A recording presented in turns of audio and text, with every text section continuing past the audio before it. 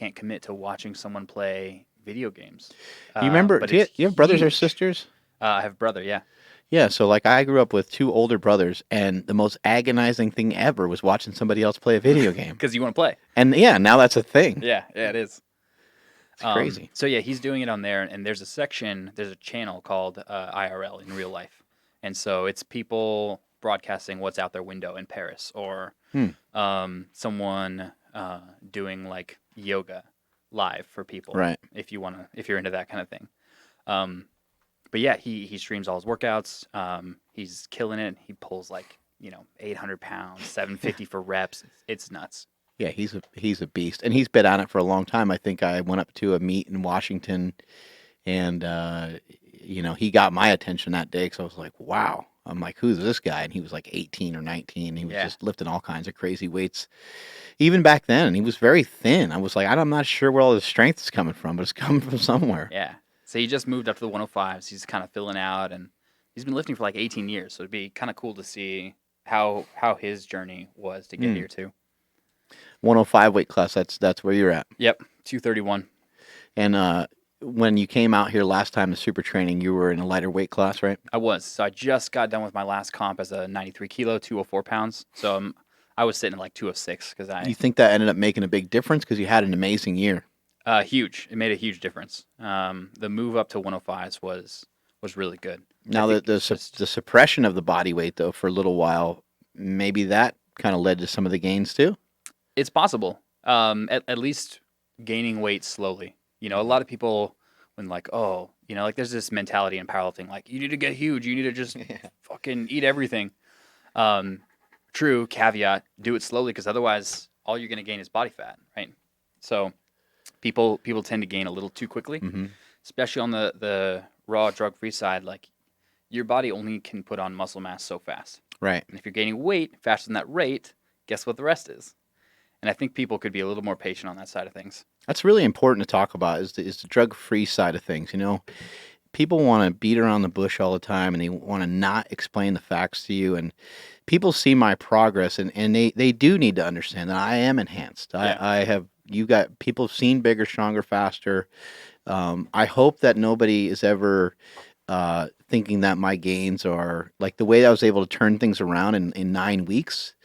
In my opinion, is not realistic without. Sure. And that's my opinion. Maybe somebody else could figure out some other ways of doing it differently. But all the cardio and all the type of training that I'm doing, mixed with there's a lot of hard work that goes into it. It's not to pull away from the hard work, but it's to explain the full story. Yeah, no doubt. And have transparency and to really explain to people what is truly happening, because the amount of cardio training that a lot of bodybuilders do going into a contest could leave a natural athlete not looking the same way. It could end up being stringy and just not being as full. Sure.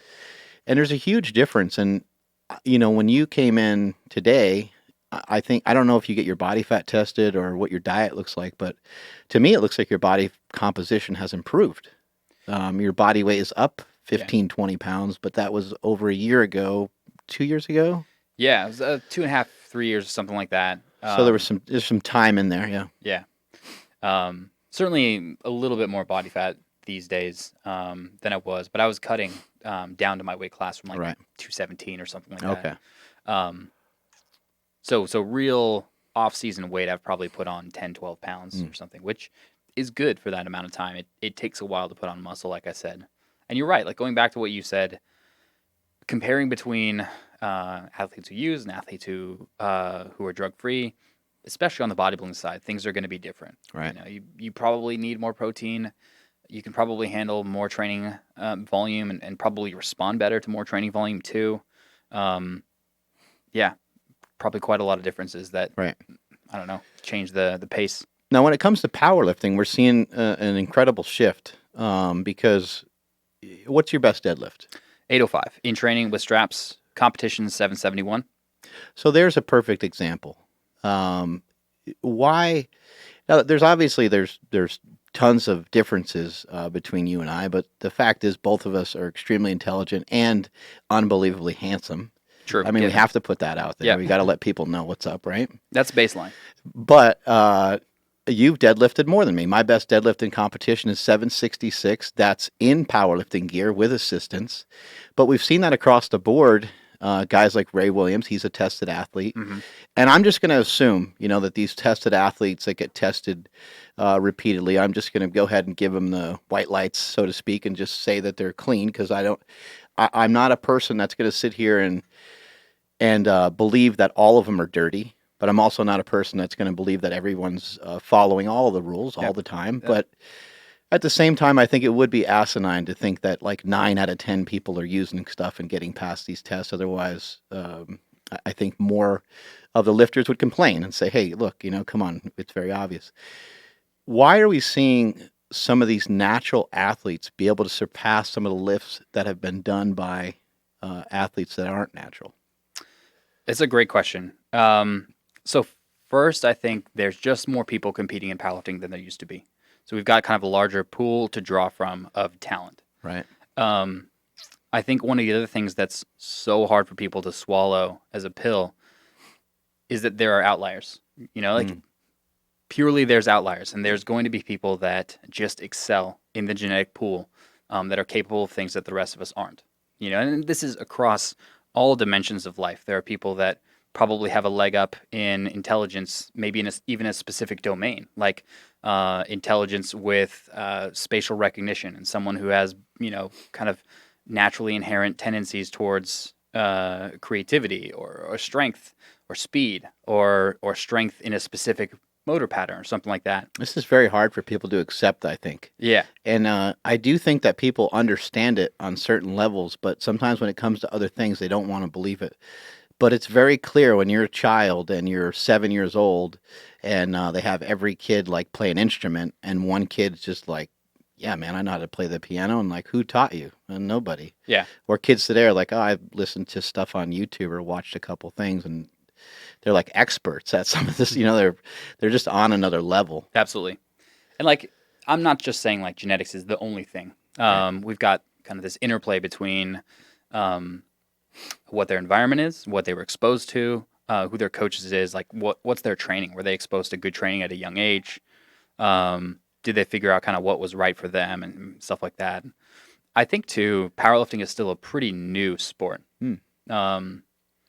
So we kind of still have to see how things progress. But if you go back and look at the 1920s, 1930s, 1940s, before steroids were ever in popular usage, you'll see some of the strength levels of some of these guys is not far off what people are lifting today.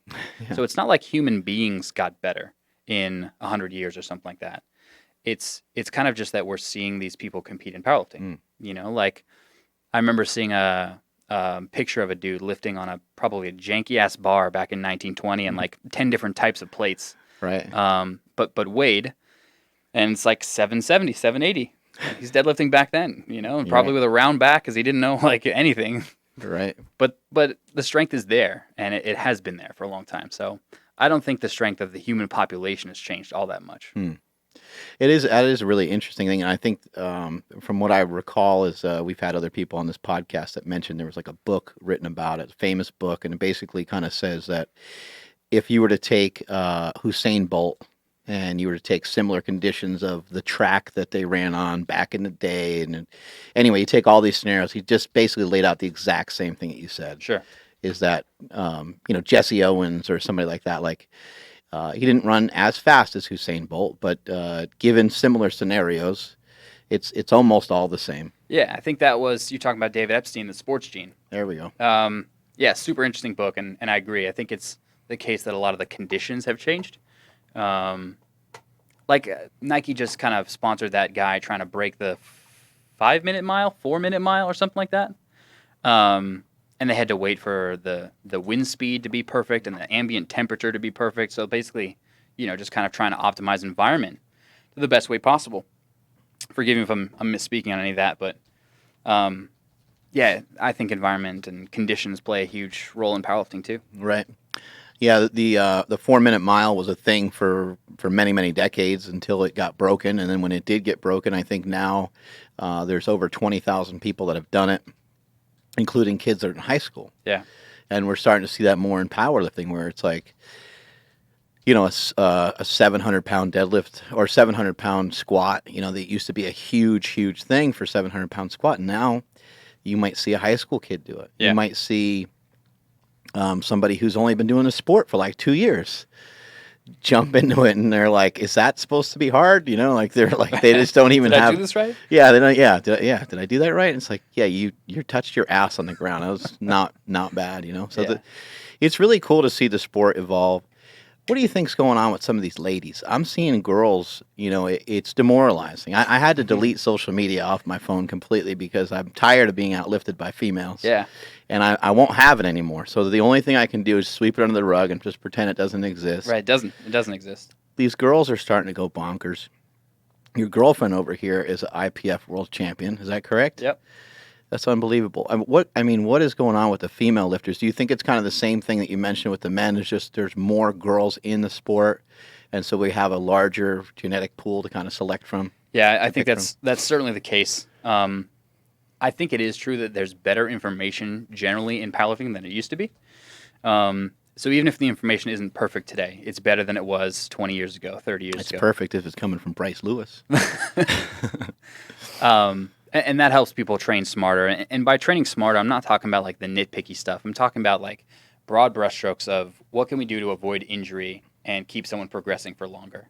Because if we're talking about like the things that stop someone from being the best powerlifter they can be, like it's the basic stuff. Do you still like powerlifting? Do you still like what you're doing? And did you get into a career-ending injury that you can no longer lift anymore? So as long as you kind of avoid those big things that prevent you from lifting, enough time and you're going to reach your potential, as long as you're training somewhat smartly. So, yeah, I mean, the information out there is better. There's a better pool of athletes to draw from, and people are just working hard. I'm seeing crazy lifts that I've never seen before, on the women's side. And it's nice to see that because we saw guys like Dennis Cornelius, guys like Ray Williams doing this on the men's side for Raw. And now we have some examples. Cornelius is a monster. What is going on with that guy? I mean, that guy's a true Neanderthal. I mean, unbelievable. Yeah. Unbelievable. He's country strong in every sense of that word. Yeah, I lift him with no shoes on and stuff like that. I mean, yeah, it's crazy where some of the numbers are going. And I was watching the CrossFit Games the other day, and you and I were talking about it in the gym a little bit. And again, I mean, the guys, a lot of the CrossFit guys were lifting some big weights. Matt Frazier, who won the CrossFit Games again, I think he deadlifted around 500 pounds. But there was a few other guys, 550, 575. Yeah. And, you get power lifters, you get all huffy puffy, like, it's not really, that's not a big lift. But it's like, listen, guys. Yeah, have fun running a triathlon the day before. Yeah. 10 other events, and then go try to do it. Yeah, what these guys are doing is beyond unbelievable. And plus, you got to keep in mind that was within an event where they had a time cap for a squat, they had a time cap for an overhead press, and then they had a time cap for a deadlift, and it was the third event of the day. Yeah. It's like, it's really, really pretty unbelievable what they're able to do. What, if any, changes would you like to see in powerlifting, just to kind of add a different dynamic to it? Would you like to see like a 3-rep max or a 5-rep max, or a round robin of, hey, like, Mark, you try 600, I try 600, then we go to 650 each, and then 700, and if you could throw together any type of scenario, is there anything that you'd like to see as just a curveball, maybe not a permanent change of the sport? Sure. So on the what kind of changes side, what I'd like to see, I think we need a safer way to squat for some of these big boys, because in a lot of ways we're putting the spotters at risk, which they shouldn't be at risk. Right. There's sometimes like 7 guys up there, and number one, what can they all do together to catch a weight if it's falling forward or backwards or something, and then to have the lifters. Just to have the bar, like, have the potential to free fall downwards. I've seen some pretty sketchy situations. Yeah. So, I mean, if there was a way to combine a combo rack with some type of suspension straps from above, or some type of, this is the lowest the barbell could possibly go to save the lifters, I'd love to see that. But as far as interesting things, it's funny you mentioned that, because this coming year at the Arnold, there's a new event where you squat double your body weight for as many reps as you can. This is a man, new I like squat that. competition for Yeah. USA Powerlifting. So for me, 105 kilos, I'd be squatting 210 kilos, or basically just under 500 pounds for as many reps as possible, which has its own kind of risks and stuff. But I think that's a nice way to mix things up a little bit. I've seen kind of hypothetical conversations on what would happen if we just got rid of weight classes and just had people lift as much as they could and compare your Wilks score compared to other people. How would that work? I think that'd be interesting too. I like the standardization of equipment. I like the fact that in USA Powerlifting we've just got one bar across all three, so that's cool. But yeah, I would like to see the equipment change just a little bit on that regard, and maybe standardizing the flooring a little bit as well, because we standardized the bench, we standardized the height of that and stuff. But I've had vastly different experiences deadlifting on rubber versus carpet, on carpet A versus carpet B. So just to kind of have that be an even playing field across would be really cool. Rogue Fitness, if you're listening, it looks like there's more room to fix things in that regard. And when it comes to the squat, that is something I did notice. Not an easy thing to fix. Like you could potentially have a monolift system up there or something where people can still do their walkout, to keep everything the same. And you could have some straps, but then there'd still have to be some strategy involved in make sure you don't get your arm caught in the strap or your hand caught in the strap when the guy goes to dump the weight. But I agree that it is starting to get pretty scary. And I think sometimes people are like, 1,000 pounds, like what are you going to do to stop 1,000 pounds? Well, you're going to do the same thing with 1,000 pounds that you're going to do with 700 or 800 pounds. It's really going to be very heavy. Sure.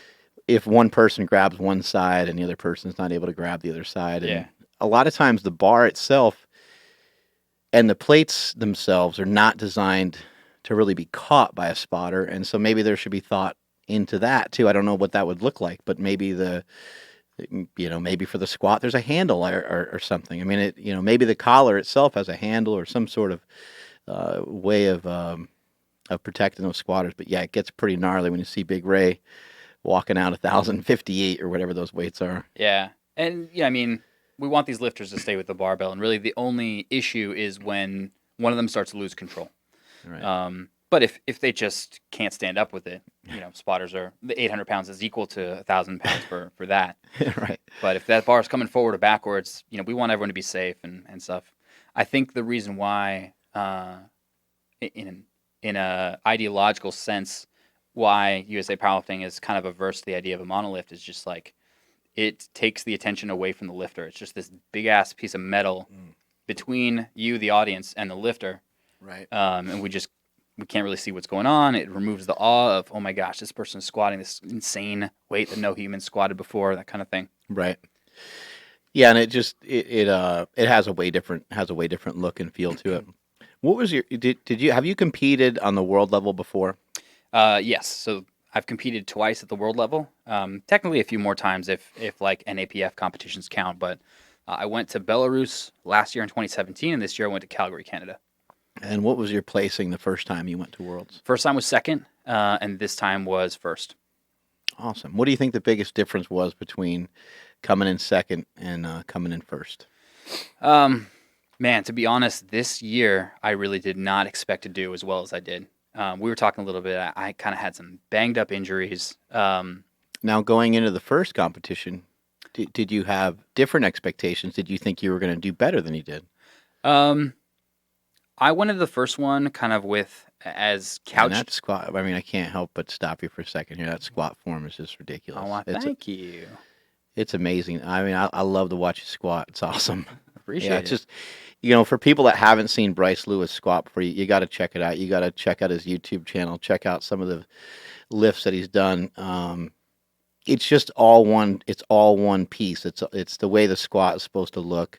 The nice upright posture. And anytime he gets even remotely stuck at all, he just kind of pops his chin into the lift, throws his back into the barbell a little bit, and is able just to.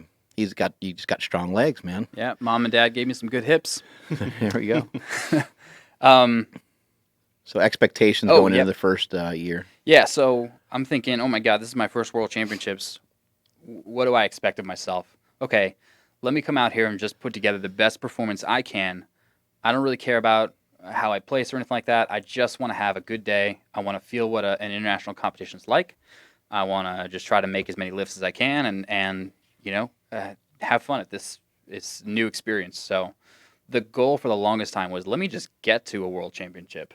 And then it was, okay, let's just see what this is like. Let me just compete. And that was enough for silver. So this time around, with all the injuries and stuff like that, again, it was just let me put up the best performance I can. And honestly, the athletes who I've talked with who end up performing best, they really just focus on themselves as much as possible, even up to the competition. It's not, oh my God, what's that Czech lifter doing, or what's that Russian lifter, or what's that Polish lifter, or whatever. It's, okay, let's focus on me. How did my first attempt look? Okay, here's my second attempt. Great. And then just so on down the line up until third deadlift. Then you can start jockeying. Okay, do I think I can medal? Or do I think I just need to just put up a third? Blah, blah, blah. So there's some strategy kind of late game coming down the line for deadlifts. But really, a lot of it is just focusing on yourself. And I think that's easier. I think it's less anxiety for the lifter. It was certainly easier for me to not worry about what other people were doing and just being like, all right, well, how did that squat feel? Great. This kind of goes back to stuff you can control, and you and I talked about that a little bit earlier. You feel that sometimes some lifters are maybe overreaching a little bit, and that might be why they get caught up in what other people are doing. For sure. So the overreaching shows itself in pushing training too hard a lot of times, like kind of trying to catch up. You learn that discipline in training. Yeah. Or your body will learn it for you by saying, hey, bro, you can't handle the training that you're trying to handle. Right. Or you end up snapping your shit up. Yeah, and I noticed that in your training that you're very deliberate. What weight did you squat in this meet here? I squatted 691, I think. And your best squat in training is 7 or 705? 700 even, yeah. Yeah. I think I remember watching that, and I remember I think from what I remember, that lift came out of nowhere. Is that right? Absolutely. My best bench and my best squat have come out of nowhere. So it was on a day where I didn't plan to. And man, something you said to me a while ago kind of stuck with me about, hey, you've only got so many days that you're going to feel like $1 million, and you kind of want to take advantage of those. Right. That's not to say like, hey, veer off program every time you feel good. But it was one of those days where I'm like, hey, this feels really good. Like a 225 bench press feels like air. Let's add a little weight. Let's see how things go. Yeah. And that's kind of how that went. And that's a hard thing to monitor as an athlete, because we do lie to ourselves a lot about how we feel. Yeah. We do have a tendency to, the way you bailed out of that deadlift was amazing. Good roll. Trying to get the crowd into it. We have a tendency to lie to ourselves and kind of say, anytime anybody asks you how you feel, I feel great. It's almost like we're defensive. Yeah. How you doing? I'm doing awesome. Mm-hmm. It's like you snap into it because you want to convince yourself that you're feeling great, even if you're totally fatigued and totally run down. Yeah. And so that gets to be the hard thing to kind of monitor as you're adding weight to the bar. Previously, before that 700-pound squat in the gym, did you squat 670, 680? 672 was before that. So it was a pretty big jump up. It's a world of difference, yeah. Yeah. And I planned to try 675, and I missed it that day. Dropped the weight down. My friend told me, hey, reload it. Looks like it was a technical error. Went back up to 675, made it. Took a dumbass jump up to 700 and made that. And that's kind of how things go sometimes. Specifics aside, kind of generally just putting in work, knowing how hard to progress and stuff is the most important. So specifics of when to test your max strength are like so minor. Yeah. Is there a side to you that is like almost maybe using like negative fuel or using more positive fuel? Are you like, you know what? Fuck everybody else. I can do this. I can win IPF Worlds. I can squat 700 pounds. I'm going to show everybody right now. Or is it more like, I put in the work. I've been at this for a really long time. You're strong enough. You're good enough to do this. It's just a matter of time and technique. I wish I could say that I figured things out and like this is who I am. But I'm still trying to kind of figure out what motivates me and how do I best perform. I do really well with positive encouragement for sure. So kind of treating myself with kindness and being like, hey, let's bring the focus back in on you. I've got kind of the support of my girlfriend, the support of my coach, who kind of help me reaffirm the fact that like I can do this. Because like it takes 1 or 2 sessions, especially when you feel like it's a high pressure situation, to kind of throw you out of your groove and be like, oh shit, like can you really do this? Are you really meant to be here? Right. So kind of having that external support, it's so easy to get in your head and have this echo chamber if you don't have outside perspective. So having some type of outside perspective, if it's friends, if it's coach, if it's parents, to just say, you got this, or to kind of reaffirm what you think you can already do. Are you a music guy, a motivational speech guy, an audiobook guy? Like, what are you? What helps you kind of dig deep during some of these training sessions? Oh, it's music. Like, for sure, it's music. What kind of music we got going on? It used to be metal for a long time. Now it's kind of more dancey, EDM type stuff. It's been a little bit of Katy Perry here and there. Some club music, some dance music. Yeah, it's been club music. Kind of like that uplifting, feel-good type stuff. Yeah. Coming in like a wrecking ball. That puts me on another plane, man. It's like the focus I feel sometimes in those songs. Just it's amazing. It's kind of funny to admit in some way, but yeah, those songs. I think some songs can kind of set you off in the wrong direction. Absolutely. Sometimes it's okay to feel.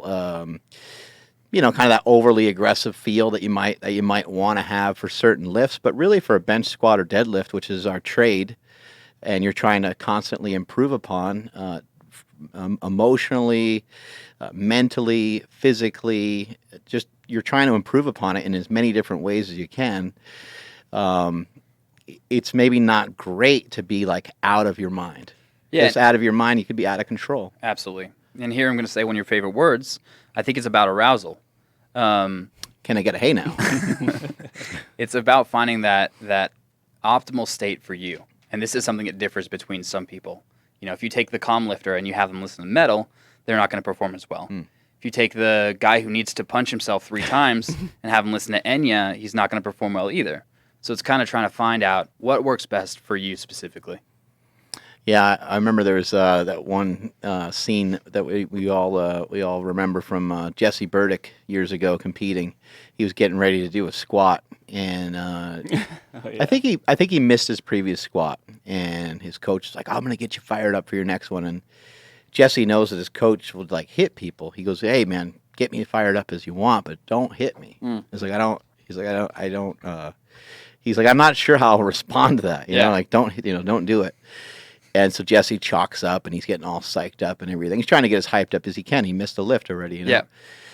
And so he's going into his final attempt, and if he doesn't make it, he's going to bomb out. And so his coach whacks him, and just in a split second, before you could even blink your eye, Jesse just decks him, right away. I knew that was and coming. all you see is like the guy's hat fly off, and you just see him like fly out of the picture. Yeah. It's a really amazing YouTube video. But He warned him though, right? Yeah. He was like, I don't know. He's like, I know that I don't like being touched. Yeah. So he's like, if you put your hands on me, he's like, I might blast you. And he just wails him. I don't think he like really punched him, but he did shove him. If a 300-pound guy pushes you, you're gonna make some distance. Oh, we got it up on the screen here. Yeah. Here's the clip. What's it called so other people can kind of check it out too? I just searched on YouTube. Jesse Burdick punches coach. Oh, and yeah. It just came up. Yeah, this is old school too. This is like 10 years ago. Oh, he just smacked him. Oh my god! It's a smack for smack. That's fair enough, I guess, right? Oh my god! Yeah, I mean that's part of the fun of powerlifting is you can get out of your mind. You can get fired up like that, and just even watching people get psyched up is part of the of the fun. It takes something special to get under 848 or something like that. That obviously we don't start here, but you got to be a special kind of person and draw on something to get yourself under that barbell. Yeah, in the gym, you were talking about visualizing stuff and how like it actually does have a real effect on the lift. Yeah, for sure. So there's a few sports psychology strategies that actually do have kind of have been studied to show that they're effective. The problem is that it's hard to say that something works for everyone because people are so different. But visualization can take a range of different forms. It can be thinking about your success in the lift. It can be thinking about your failure of the lift and how to avoid that. Or it can be visualizing what the crowd is or how the weight feels or just general squatting or maybe visualizing your favorite lifter or something like that. But I think a lot of these things work because they focus your attention. So if your thoughts are elsewhere, visualization, music, imagery, all these things work to kind of, and cues that we talked about before. Right. So external cues, internal cues, they just bring your attention to one specific place. And it's honing in that attention that really makes the difference. You bring up a really good point. If you're somebody that struggles with mobility, for getting good positioning on a sumo deadlift, but you repeatedly watch like Andre Belyaev or some of these guys that can get in these magnificent positions, and that's in your head as you're pulling for the day, especially if it's on a day where the weights aren't so heavy that you know, a lot of times these weights are just, in my opinion, a lot of times they're a little heavy-ish for you to be able to think about what you're doing. And in my opinion, a lot of the intermediate lifters and beginning lifters should use weights more often than not. Not to say that they should never use heavier weights, but more often than not, I think they should use weights they can think about. A lot of times you start to get 400 or 500 pounds on your back and all you're thinking about is not dying. Yep. But get some weights on your back that represent something that you can kind of think about, whatever that is for you that you need to work on and you need to think about. And again, if it's that bottom position of the deadlift, lock that bad boy in and make sure that's executed well. Mm-hmm. When we were doing our rows today, I mean, you mentioned that you had some upper back issues and stuff. You had picture perfect form on all your reps. And it just goes to show you're going to have different time periods where you lift a little differently. But the execution is king.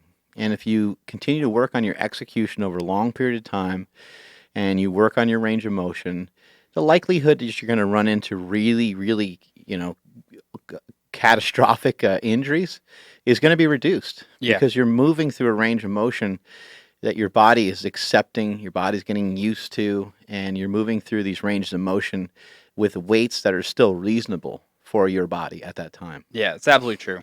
There's kind of a few ways you can do that. I mean, number one is just using higher reps. What's the absolute weight you can do on a set of 8? It's probably 70, 75% at the highest. That's still a pretty reasonable weight. It's going to feel relatively normal for reps 1 through 4. And then you can start getting into the reps that are a little bit harder. You can work on keeping your technique and stuff. Another way is just limit the RPE. So, okay, we're doing a set of 3, but we're only doing RPE 6. So you've got maybe 3 reps left on the tank, 4 reps left in the tank by the time you finish that set. You've got a little bit of room to work on technique for sure. When it comes to a technical limit, where somebody starts to fail, they start to lose, they can still do the lift, but they start to lose some of the technical aspects that you're looking for in a lift. How do you kind of coach some of these guys through that? Some of these kind of newer lifters. Yeah. Sometimes I'll hear someone say, oh, I did this 3x5, or they did 3 sets of 3, but all 9 reps or all 15 reps were just these crazy versions of a lift. And it's like, well, maybe you're kind of missing what your coach was trying to teach you, because it looked like every lift should have been an abortion, Yeah. I think it depends on goal. So if we're doing a max, then we care more about the weight on the barbell and less, if we're doing max in a competition, we care more about the weight on the bar and less on what it looks like, as long as, it meets the standards of the performance. But if we're just trying to train, it'll depend then on what that lifter's ideal technique is. So I've got a few lifters I work with who genuinely, truly, and thoroughly lift better with a slightly rounded back than they do with a flat back. It's hard to identify those lifters first off and foremost. Maybe you have to have them try flat back. Okay, performance is decreased. Lifters complaining. Just nothing is working here. Okay, so we figure out they're a round back deadlifter. Then this is their new ideal position, and that's what we want to work towards. But if we've got all those pieces in place, yeah, we want reps to look good. We want to get closer and closer to this lifter's ideal technique. But I think it's a mistake to have a universal ideal of what a good technique is, even if we can say, oh, wow, Bryce's squat is really pretty here, because your squat may look dramatically different, and that may be your best squat. So we want to define what is right, not in a universal sense, but what is right for you specifically. And it's really hard to swallow that pill for lifters with long femurs and short torsos when your best squat is pretty darn folded over. Yeah.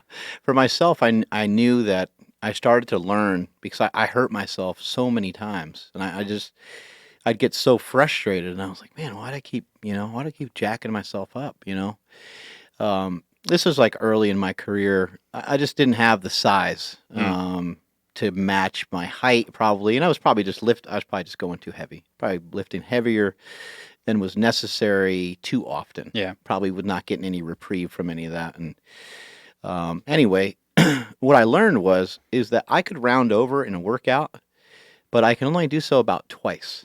So anytime I did more than that, I was just asking for trouble. So it could be 2 reps in a row.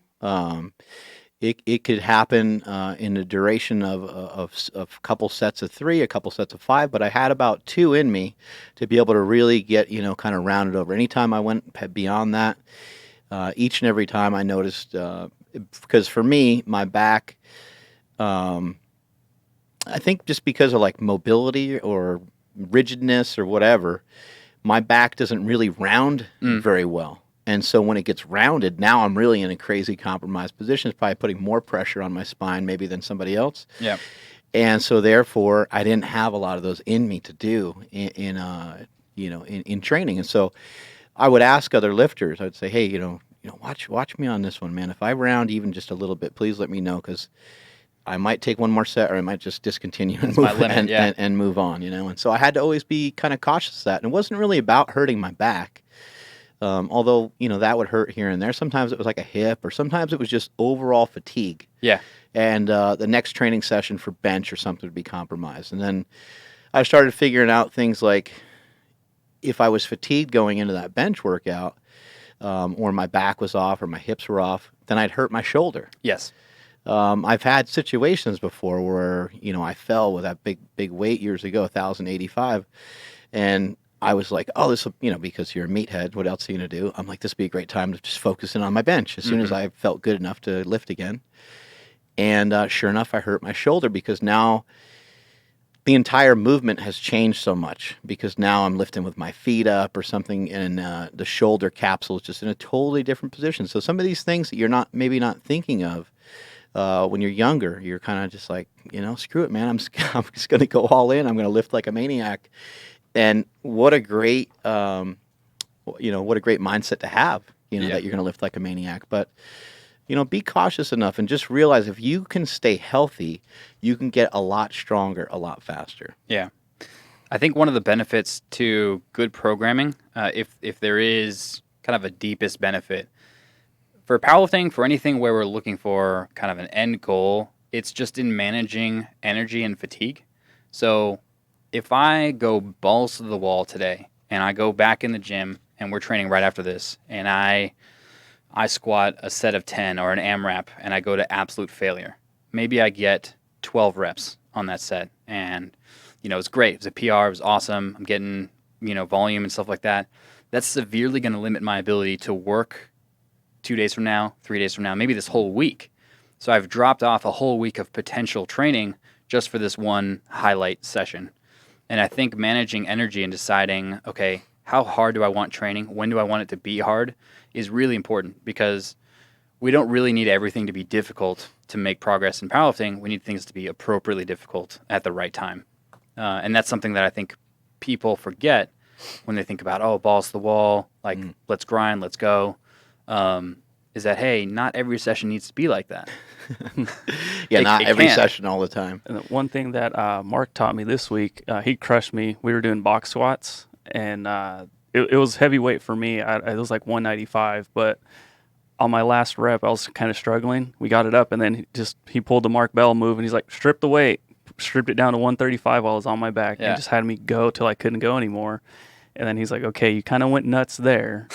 He's like, we got to think about the rest of the week, because you went so hard today, it might actually hurt you, later on down the road. It was hard to get through the rest of the workout. Even. Yeah. He was like all pale looking. It was crazy. So we immediately went from, like strength training to like, hey, just get some mobility going, hop on the leg press and just go for range of motion. Don't worry about like actual strength. Yeah. And I mean, it's so awesome, but like I've never been told that before, and I'm sure a lot of people don't even consider like starting recovery right at like the day of the workout. Yeah, we made an audible. Yeah, and it was great. Yeah, I mean, if you imagine you basically got 100 marbles, and you can either put those 100 marbles on day 1, or you can put 25 on 4 days. That's one analogy for it.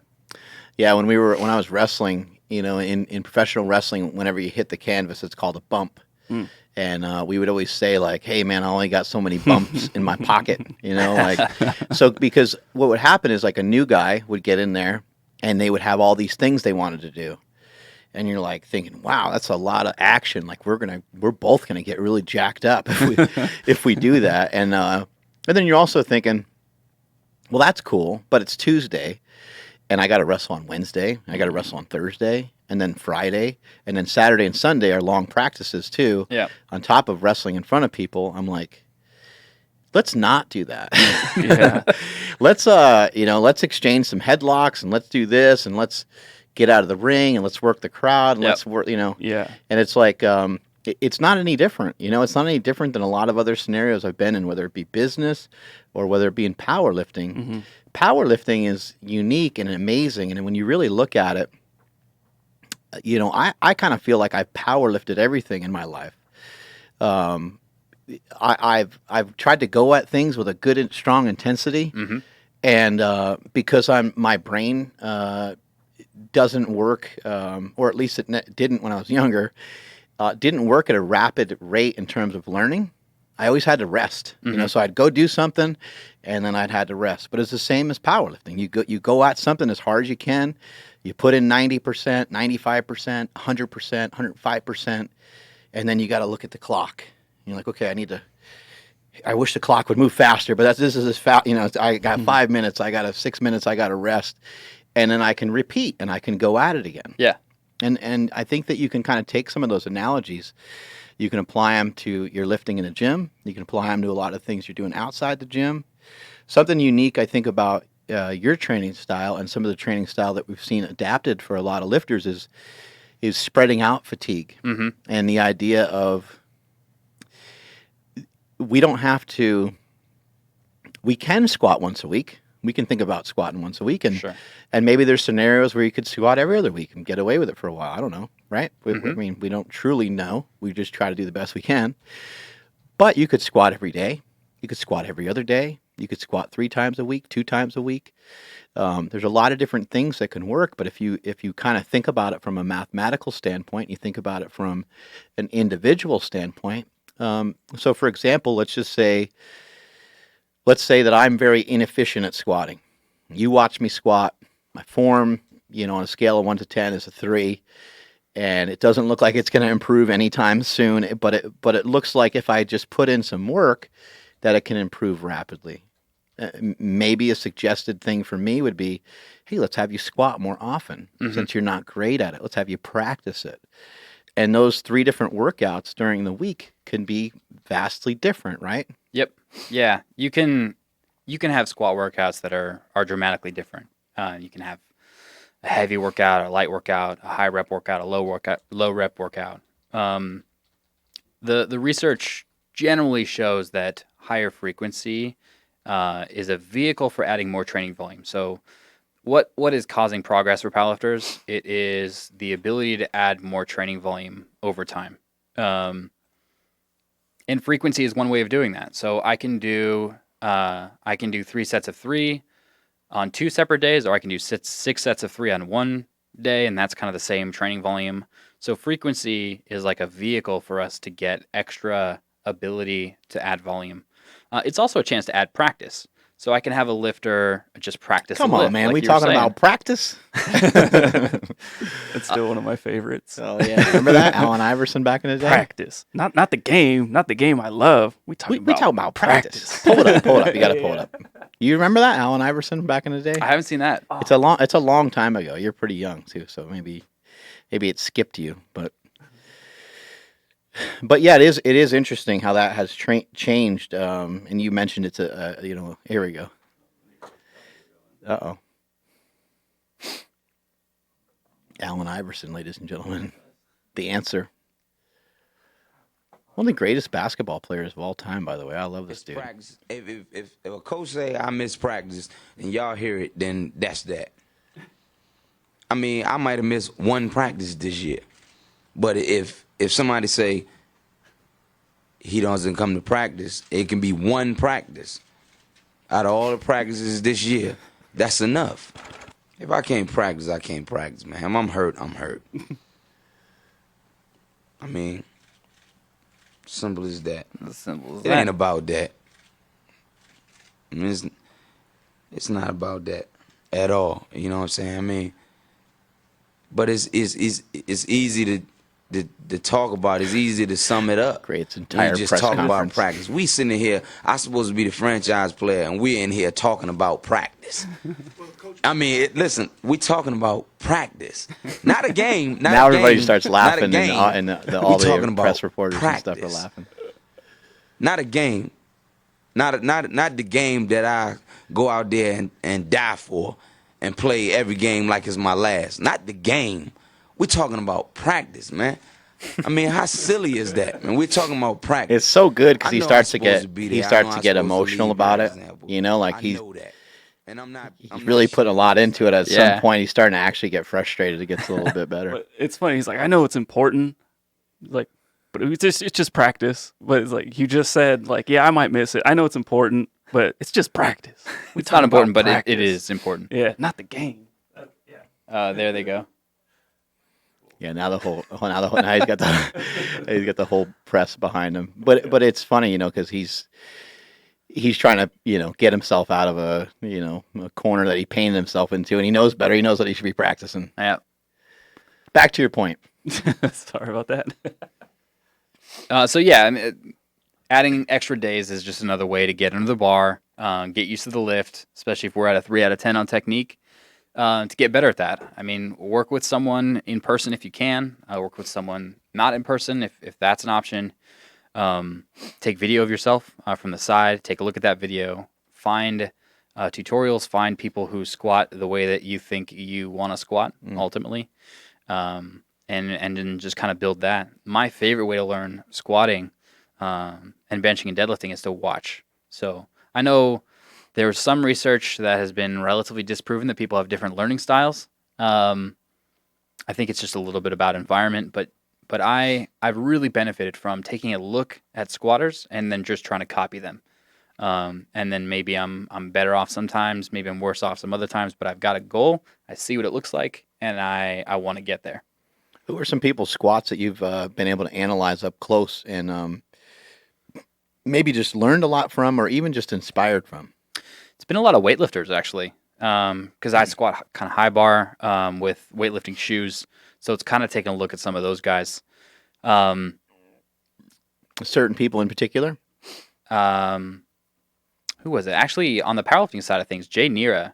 I don't know if you've seen him. Absolutely. He's got I know a who Jay Nira is. damn pretty squat. Jay Nira is Canadian. Yes, he is. Mm-hmm. He's got an absolutely awesome squat. Some of the high-level Chinese weightlifters as well are kind of the people that I looked up to when I was first starting to learn this style of squatting. Those guys are squatting some big weights. They are. That's some at low body weight too, and it's like they're not even.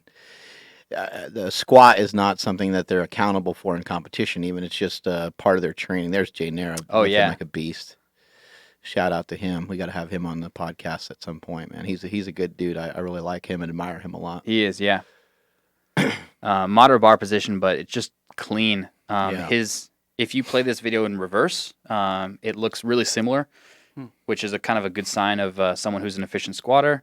And if you look at their concentric portion of their squat, it looks pretty darn similar to the eccentric portion. I got to of the point squat. out, one of the common themes I'm seeing between him and yourself is that you're both wearing wrist wraps from Slingshot. Yeah, and that's why we're so good. I mean, that's got to be the technique. What I noticed from you last time you were here, for like lack of a better term, when you squat, it's just very squatty. It's like it's just like a bend of the knees, Yeah, and it looks so simple. But something I took home from that, and something that I've been using ever since you left, is I try not to move in any motion that's not perfect. So somebody might watch me warm up for a squat and they'll be like, oh my God, what's he doing? Because I might only move a couple inches, but I'm not going to move out of position. And so for me, because I don't view myself as a very efficient squatter, I just take my time with it. So I might take one plate a few times. Yeah. And I'll try to move it around. I might squat down like 6 inches, and I'll do a couple reps, might put it back, rest a little bit, do it again. Sometimes I feel, more inclined to do some more warm-ups and stuff like that before I even get underneath the bar. Sometimes that helps. But traditionally, since the time you left, what's helped me the most was just don't be out of position. And I just take my time, and sometimes I use 225 for 5 or 6 sets. And then all of a sudden, I'm moving in a good groove. And I think it was this week I squatted 315 for a few sets of 10, and that's the strongest I've felt in a while. That's not earth-shattering weight, but I have also lost 100 pounds, so it feels good to be able to move those weights around. Yeah. It's definitely working, and I'm feeling better. And my legs are actually a lot bigger than they were. I was actually surprised as I started to lose weight. I was like, "Oh my God, I got some quads. I got some hamstrings." Yeah, where do those things come from? Like, this is pretty cool. Still got a big butt. Yeah, I got a big old butt. Big old butt. But yeah, that's helped a lot. Yeah, one of the things that's helped me out a lot is when I warm up, in some form, I'm doing a lot of knee and hip bending. It's either bodyweight squats, or it's a lunge, or it's a barbell complex with some empty barbell squats. And, one workout's warm-ups might not be a lot, but if you stack together a year's worth of workouts, you're talking about an extra 20,000 reps or something like that you wouldn't have done otherwise. And just practicing knee bends over time gets you better at doing knee bends, more or less. So it's like not having any wasted movements of any kind. Yeah, it's just more reps, Maybe I would add another day of squatting, or maybe I just add some empty barbell warm-ups at the beginning. So someone, as Mark's kind of warming up. Someone just starting out, such as myself, like how often should I be squatting? I think a good place to start for most lifters is twice a week. Cool. You can have one session be a work session and one session be a practice session, because it's not going to take that much work to make you stronger. But for the pure fact that squatting is a skill, so squatting involves muscular strength, but also we want to get better at moving the barbell like this. We can do twice a week. And then outside of that, maybe in your warm-up, you're doing some stuff with just a goblet squat, or you're doing an empty barbell or something. So that way you're just getting in pure repetitions.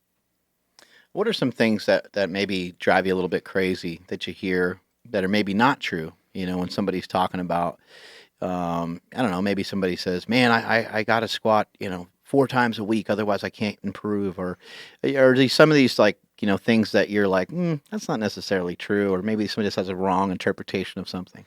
The more that I've studied about powerlifting, the more that I've looked at research, talked to experts and the people that have kind of really progressed, the more I realize how few things are absolute. So it's the absolute statements that drive me crazy. This is something you should never do. This is an exercise you should always avoid. This is a frequency you should never do or always do, or something like that. So I'm really wary when I see those always, never, best, worst type of qualifiers to what someone's saying, because I've encountered so many circumstances where you've got to lean on that in some specific way. So the things that I like to avoid are those absolute statements. Yeah, as they say in Star Wars, only Siths speak in absolutes, right? That's right, yeah. Yeah, or a quote that Mark says a lot, it's something like, the more you know about something, the more you realize you don't know. Yeah. Yeah. For sure. Yeah, kind of the deeper you get into it, you're like, yeah. I know a lot less than I thought. There's some crazy research on individual differences between athletes too. Like, if you take this perfect program for athlete A and you have athlete B do it, even if on paper the athletes look pretty darn similar squat, bench, and deadlift 1RMs, they're around the same training age, they're around the same biological age, they're going to have vastly different training responses. So even then gives me kind of pause to say, oh, well, let me just put out this training template for all people who are age 21 and who've been squatting for 2 years or something like that. It doesn't work in practice. So being a little bit flexible on that side of things for sure can really make a difference. Sometimes when you don't take a side and when you don't speak in absolutes, sometimes it makes your message less appealing. 1,000%. And this is why it's so This easy. is the way to do it. This is the Bryce Lewis program. This is what won me worlds. I squat twice a week. I bench twice a week. And this is the way it is. I did 3 sets of 6 for 6 weeks, and then I switched to this. When you say that, then people are like, oh, that's okay. I'm going to write that down. I'm going to do that. Or I'm going to buy that. I want to buy that program. Right. But when they ask a question and they're like, hey, I would love to be strong like you are. What do I got to do? You're like, well, it's a huge giant problem. ass fill-in giant ass story, right? It's a huge problem because we want to put out good information. We want to tell people, hey, yeah, this is what you should be doing. But I don't know what you should be doing exactly. I know like some broad brushstrokes of what you should be doing. I know of a process for getting you to where you might want to go. Okay, here's based on where you start. Take a look at how things progressed. Figure out kind of a system of where you want to go and progress from there. But yeah, it's so easy to be sensationalist. And you see this everywhere and say, I know exactly what I'm talking about, or science proves blueberries make you immortal, or like whatever these headlines are, it's really easy to just put those out. And it's hard, and it doesn't seem like it, but it's hard to be more realistic and say it depends on X, Y, Z, or something like that. And I think the real balance between science and application is to say, okay, yeah, we know it depends. We know there's individual training differences. Still, people want to know what they're supposed to do. You're not going to be able to change that. So how do we tell people what they should be doing? How do we give people the simplest guidelines to make educated decisions based on the best information we have? Yeah, that's really sound advice. I have to take a pee break, but fire some questions his way. Is it cool if we talk about the X sleeves? Yeah, go for it. Yeah, see what kind of feedback you get. Yeah, that's actually was my next question for you. Was just what do you think of the X sleeves? I haven't got a chance to squat in them yet. I tried on a few different pairs. I ended up with a large, so we got the larges on over my calves. Yeah, I wear a medium in the SBDs, so I was expecting medium, but I went with a large. They're tight, man. Yeah. They were tough to get on. I like that little silicone little gasket ring around the top. Yeah. Once they're on, they're not going anywhere. Yeah. They feel really good. So I'm excited to give them a try. Unfortunately, I won't be able to do anything too impressive in the gym this time around, but no, you'll be fine. But I was kind of stretching around with them. Yeah. They've got no give in kind of the vertical direction. Correct. On the front side, which is cool. That's what you want. Yeah. Some people were looking at them thinking the denim was just for looks, but it's like, no, it actually serves quite an awesome purpose. But that's why you can't sit down when you're wearing denim jeans. Yeah. Tightness. What made you recently just geek out over cameras, or has that always been there? This is kind of my second round of geeking out. First time around was kind of first learning about it and stepping into camera gear, and I love all that stuff, man. It's fun to the point where I'm kind of learning about new stuff. My favorite hobbies are the hobbies with lots of moving pieces and stuff to learn and nuance. So cameras with the 1,000 pieces that you need fit right in that. Yeah. So just a quick backstory before the podcast started, or actually right when you walked in, for the people listening, Bryce picks up my camera and he's like, hey, what you got there? And I was like, what's happening right now? It was pretty cool. But yeah, that's awesome. So you picked up a Sony though, right? I did. Yeah. Sony A6500. Not bad. Yeah. I'm going to have some fun with it. That's cool, man. Yeah, I'll be looking forward to seeing more content and stuff. Yeah, I'm looking forward to it too. Yeah. Do you edit a lot of your own videos? I do. I edit everything myself, which is why I barely put out anything because it takes so damn long. Yeah, it's tough. Do you still do a lot of the Facebook stuff? I know, like for a while, you were live on Facebook and you would answer questions like in between your sets, which I thought was pretty cool. I do that more on Instagram now. It's really shitty because if Instagram hears copyrighted music in the background, they will stop the stream. So I'm listening to almost all copyrighted music when I train, unfortunately. So it stops the stream now. Yeah. And so Instagram will do that too. That's what I'm saying. It's like I stopped Facebook because people really aren't using Facebook as much anymore. Yeah. So I switched to Instagram. But even now on Instagram, it'll stop the stream because it hears a song. So I love the idea. I love the interactivity of just being able to train and have people watch and then answer questions and stuff. But I need a new way to do it. Yeah, that can be really frustrating. I had my Facebook account like shut down a bunch of times because we just had music kind of lightly playing in the background, you know. And yeah, I understand. I mean, look, these, you know. Yeah, yesterday during the live stream when we were deadlifting, I think that was yesterday.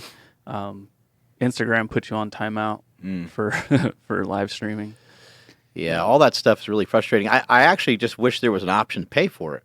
Sure. You know, and if it was like appropriately priced, I think a lot of people would just buy it. Yeah. You know, I mean, if it wasn't too crazy price wise, and then everybody could get paid and everyone could be happy and not have their shit shut down all the time. Yeah, and then like, you know, because the artist, I'm sure would. I mean, Kanye would probably say no, but you know, sure, everyone else would. Yeah. You know what I mean? I mean, we're not trying to break the rules here. We're not like going to a concert and streaming the concert live. Yeah. We're doing something totally different from the music. So I would pay for something like that. Right. Yeah. Bryce, do you use any specialty bars, you know, when training?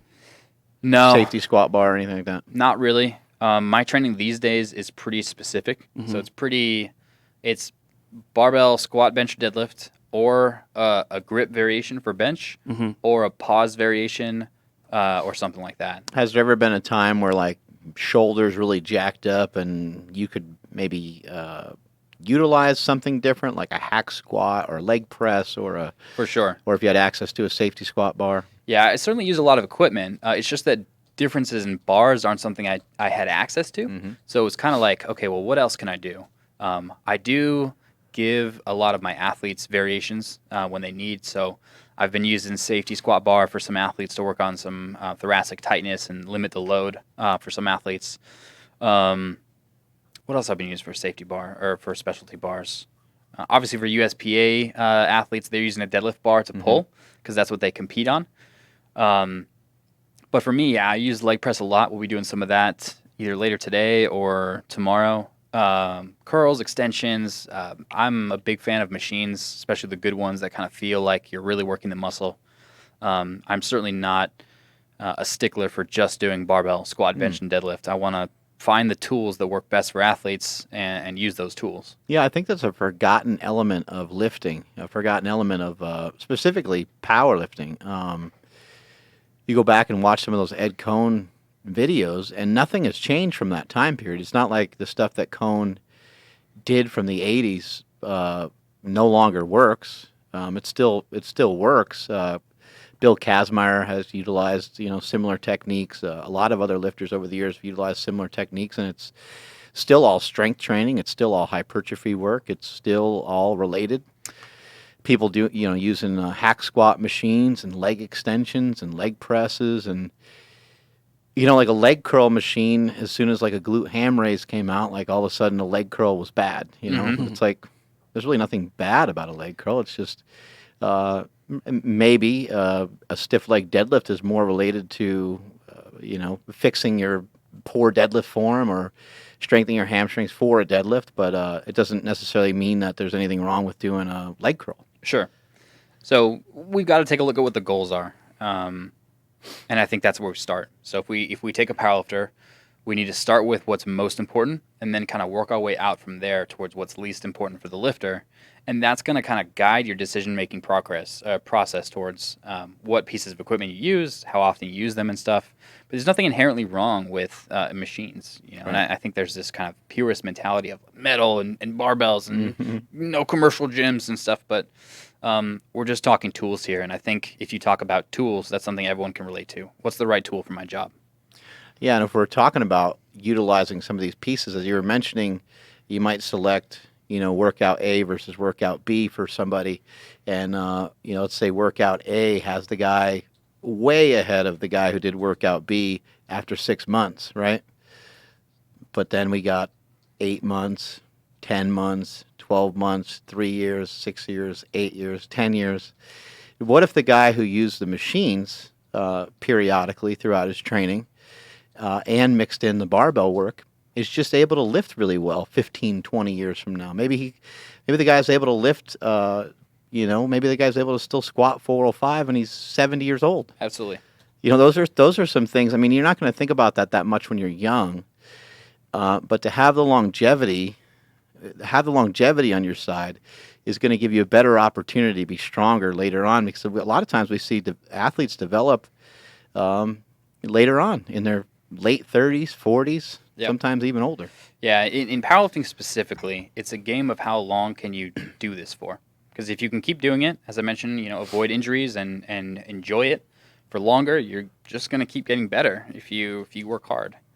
But there's this concept about strain and monotony. So monotony is the degree to which your training changes over time, over multiple weeks, or I think over a week actually. And strain is the degree to which it changes over time, so over multiple weeks. High levels of strain and therefore high levels of monotony tend to make lifters more likely to burn out and more likely to get injured as well. So that's kind of what we want to avoid. Now, what allows us to avoid monotony and strain? Well, we think it's some type of variation. It doesn't have to be variation in exercises, although that's certainly one way of going about it. It can be variation in load or variation in sequencing, so doing exercises in different orders or different reps or something like that. But the drive home point is that some type of variation over broad stretches of time allow lifters to avoid injury and burnout for longer periods of time, and that's, I think, what we all care about. How were you able to win a world title this year? What happened? I showed up and I made lifts. Kind of step one was showing up, kind of having gone through this really up and down prep. So showing up in the first place and then making lifts. So putting out my best performance. Powerlifting is super simple. For the most part, without that third deadlift and jockeying for position, you can determine the winner if you guys never saw each other and you lifted on separate weekends. It's who puts up the biggest total. Where was the second place guy from? Poland. And he has a monster deadlift, and I think he had an off day with travel and stuff. Caveats aside, powerlifting is about who lifts the most the day of competition. But yeah, he's from Poland. He pulls like 900. How cool is that, though? Like, we sit here and we sometimes get frustrated about the different federations, or we get frustrated about, A, B, and C. But think about how cool it is. You live in Colorado. Where are you from originally? Southern California. So originally from Southern California, the United States, and you have an opportunity. You do the best you possibly can in this one particular year, and you get the nod to go to Worlds. This guy from Poland gets the nod to go to Worlds. And you and many other lifters in that weight class, probably, 15 other lifters, 12 other lifters, something like that. You get the opportunity to see who's the best. Yeah, it's so cool. That's wild, right? I mean, isn't that... That's my dad. Oh, how fucking cool is that? That's crazy, though, right? Like, you really think about, like, that dude, like, he might have had all the similar experiences you had, or maybe his experience were totally different, but he still went somewhere, and he still was moving around weights just as you were, and he probably was doing so at a minimum of 10 years or so. Yeah. Like anybody who's at this world level has lifted weights for 5 or 10 years in some capacity. And he always found a way to lift just the way you always did, whether you're sick or driving in the rain, or whether he was... driving through snow or whatever the hell he had to do in Poland to get his workouts in. And it's the ultimate kind of international language. Like, we're going to lift weights against each other. We're going to pick these things up and put them back down and see who's the strongest. Completely. I think there's a lot of similarity between powerlifting and, track and field and shot put and discus and other individual skill-based Look sports. how happy you are. That's amazing. That's awesome. You're trying not to bubble over, but you can't help it. I'm in disbelief at this point. I'm still celebrating because they need to put you on a little higher podium. I think that'd be great if they took out a couple kilo plates and put it underneath your feet there. Just take that American flag, rub it right in their face. Oh man. That's awesome, man. Congratulations on that. That's thank you. That's spectacular. So, did Garrett get second? Am I just totally screwing up? Oh, maybe you did. Do you have an American on their platform? Yeah, I think Christoph dropped to third then. Okay. Garrett, I love you, man. I Garrett, apologize. we're sorry, buddy. Sick beard, by the way. Oh, Garrett. Where's Garrett from? Insane lifter. He's from Southern California also. He's down in Escondido, kind of Garrett outside. Blevins, is that his name? Garrett Blevins, yeah. He's a monster of a lifter. How does he have such a cool name? That's a cool name. I agree. Garrett Blevins, that's a good name. He could have been like a quarterback or something. He might have been. You know what I mean? Sorry about that, Garrett.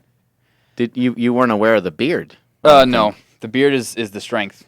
Oh, man, he's got the hair over to the side and everything. Yeah. This looks like a young guy. He is around the same age. Also a powerlifting coach. Son of a bitch, you're going to have to fend this guy off again this year? I'll probably have to fend him off for the rest of my time lifting. Dude, what do we got to do? We got to take his ass out? Or what do we got to do? And the other crazy thing is that my company handled him on the platform. Son of a bitch. I know. You like just mess with his math a little bit and like, yep, sorry, Garrett, you finished second again. Not sure how it happened, but It's just always reminding him, hey, remember that one time? Yeah. Where you were second? Damn. He'll have a shot this year at nationals because I won't be competing there, so he's gonna crush it. I'm sure. He looks like he looks like with his height he could go up a weight class too, huh? Yeah, I agree.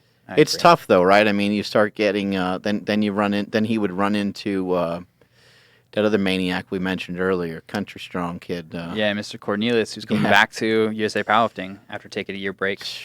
Yeah, and he's unbelievable. So Garrett, I guess, did you guys kind of battle in the deadlift to kind of figure out who was going home with the gold? I think we did. I think when Garrett missed his third squat, that dropped a little bit off his total, and it was just kind of a climb to get back up from there. But he certainly had a great day, and kind of the thing I've had to learn is that you can have the biggest training total possible. Like you can put up monster numbers in training, and then something totally different can happen the day of competition, both in your favor and against your favor. So I went to the Arnold this year and had a shit competition. I had a horrible experience. My lifts were, all right. I kind of felt like I was passing out on my second deadlift, so I scratched my third. It was just an off day. And that's a case of things not going well. And things can go really well, and you end up doing better than your training predicted. So competing is a different skill from training, and competing is different from throwing up your best training numbers. You do them all on the same day. You do them in a different place in your city or in your country or in another country, and it's just kind of what you can do on that day. How do you manage the expectations going into something like that? So you don't burn out. You don't are you conscious of like everything that you do leading up to it? The week of the meet, did you take a week off? And even the day of the meet, like you avoiding certain foods or caffeine, or like just trying to make sure you're not because you got to be excited already, right? It's world championships, right? Absolutely. The hardest thing is trying to figure out what normal is. So like you want to do things as normal as possible, or as predictable as possible, because that's when you perform best, is when you're not adding new shit the day of competition or the week of competition. Right. But then you're trying to think, okay, what do I do when I'm normal? And you can't figure out what normal is. So, you just try to have... What normally do? Yeah. Like, I don't know. So you have normal breakfast and, stay away from the venue, maybe the day before competition. Make sure that you try to sleep as much as possible. That's good advice. Sometimes people can be on their feet too much. Mm-hmm. And my suggestion in some of these scenarios is to try to sleep several days before. Try to start getting a little extra sleep several days before, because sometimes the night of it just doesn't work out. Absolutely. It just doesn't work out that you really get a whole lot of sleep. Yeah, you've got nerves and stuff like that. And then, just managing expectations. If you can visualize what the competition is going to be like, even being there, okay, there's going to be people there. There's going to be a large crowd, or there's going to be an announcer or something like that. Great. That way, when you get there and there's actually those things, you're not as surprised that they're there. So you've kind of expected this. And I think that can take the edge off that a little bit and make the idea of competing a little bit better. What's the goal now? The goal is to heal up this little mid-back injury for another 3 weeks or so, and then hop back into some normal training. I'm beating a dead bush here, but I really want to keep the focus on myself and try to push progress a little bit. So maybe set some new rep PRs and then kind of work my way in towards training. Like, I want to compete. I want to crush it in competition, but I want to feel like I'm making progress again. And it's been a while since I've had this feeling like, training is hot right now. I'm ready for something big on the platform. Right. And so I wanna get back to that feeling, and then I'll know I'm ready.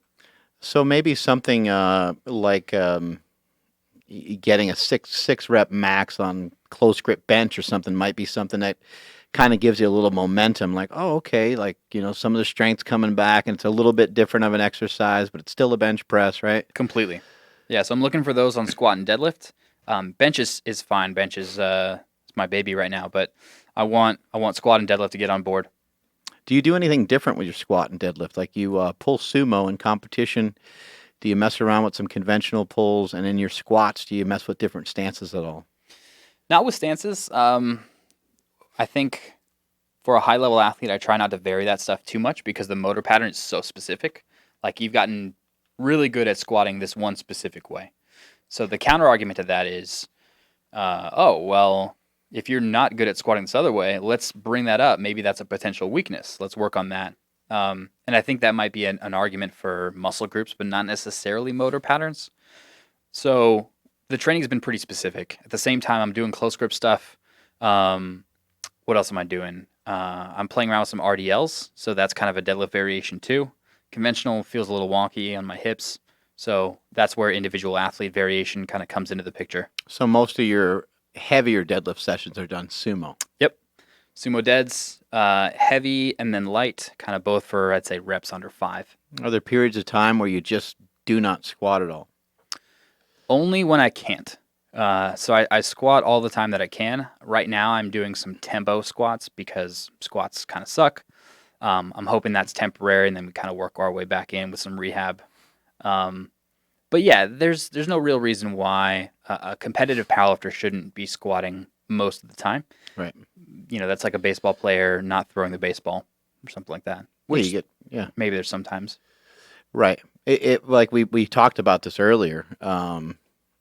It's easy to look at a sport from the outside and say, it's easier for me to sit here, and I never won a world championship. It's easier for me to sit here and say, Bryce, probably be an excellent idea if you just didn't squat for like a month.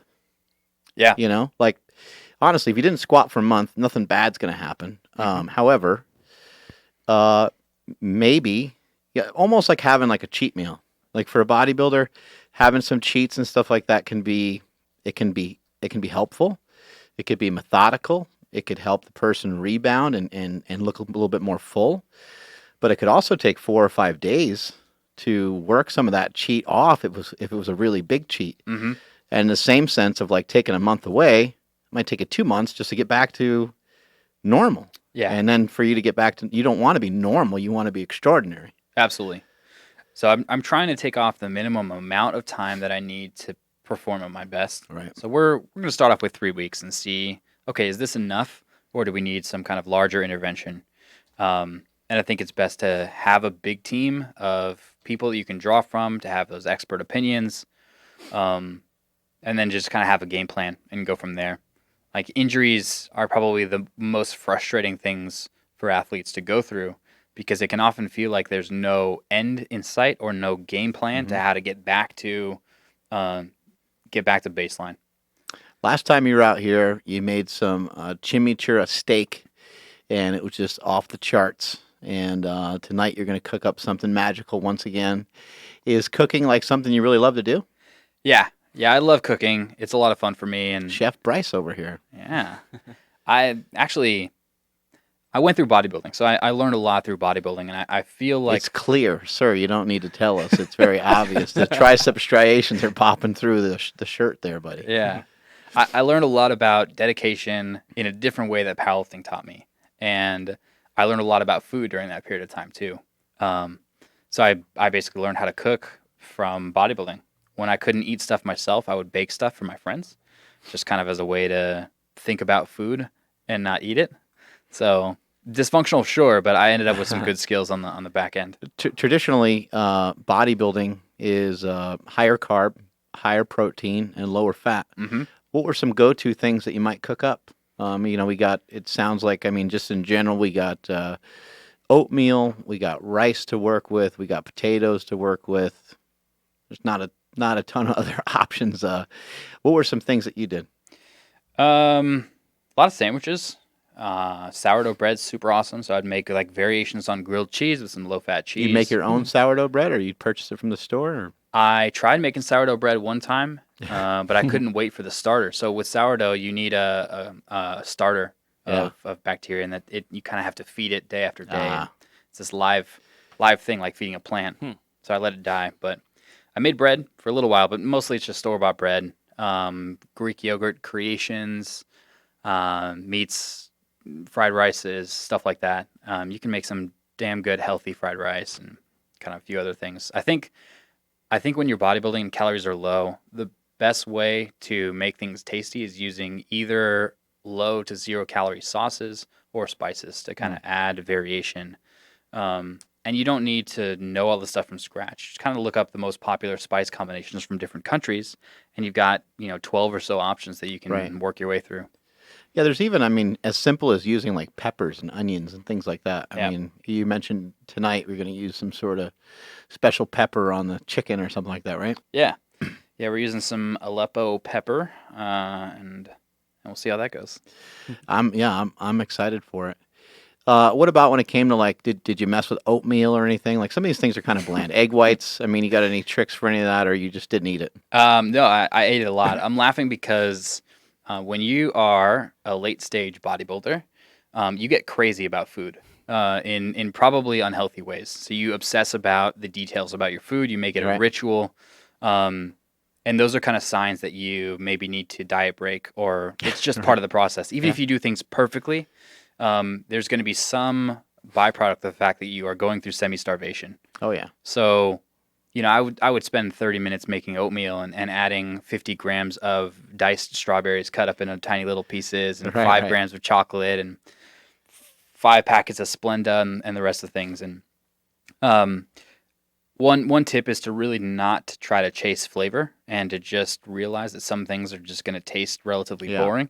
Yeah, for me, I've learned just to embrace, because for some reason, I don't know when or why this happened to me, but at a young age, probably like at 18 or so, when I started to learn about nutrition, I started just to kind of turn the corner. I learned about the dangers of just consuming too much sugar and too much carbohydrates. It wasn't that carbohydrates are bad by any means. It's just that for me, the overconsumption of carbohydrates was something that was always on the menu for me, because I would tend to overeat carbs, and it wasn't necessarily that I would tend to overeat chicken breast or broccoli, right? Sure. So that was an issue for me. So at some point, I learned about a low carb diet, probably 18, 19 years old, and that kind of helped turn the corner for me a long time ago in terms of kind of just shifting my taste buds away from you biting into something from McDonald's. Yeah. Like where there's so much flavor going on, your brain's going fucking buck wild. You're like, wow, it's really good.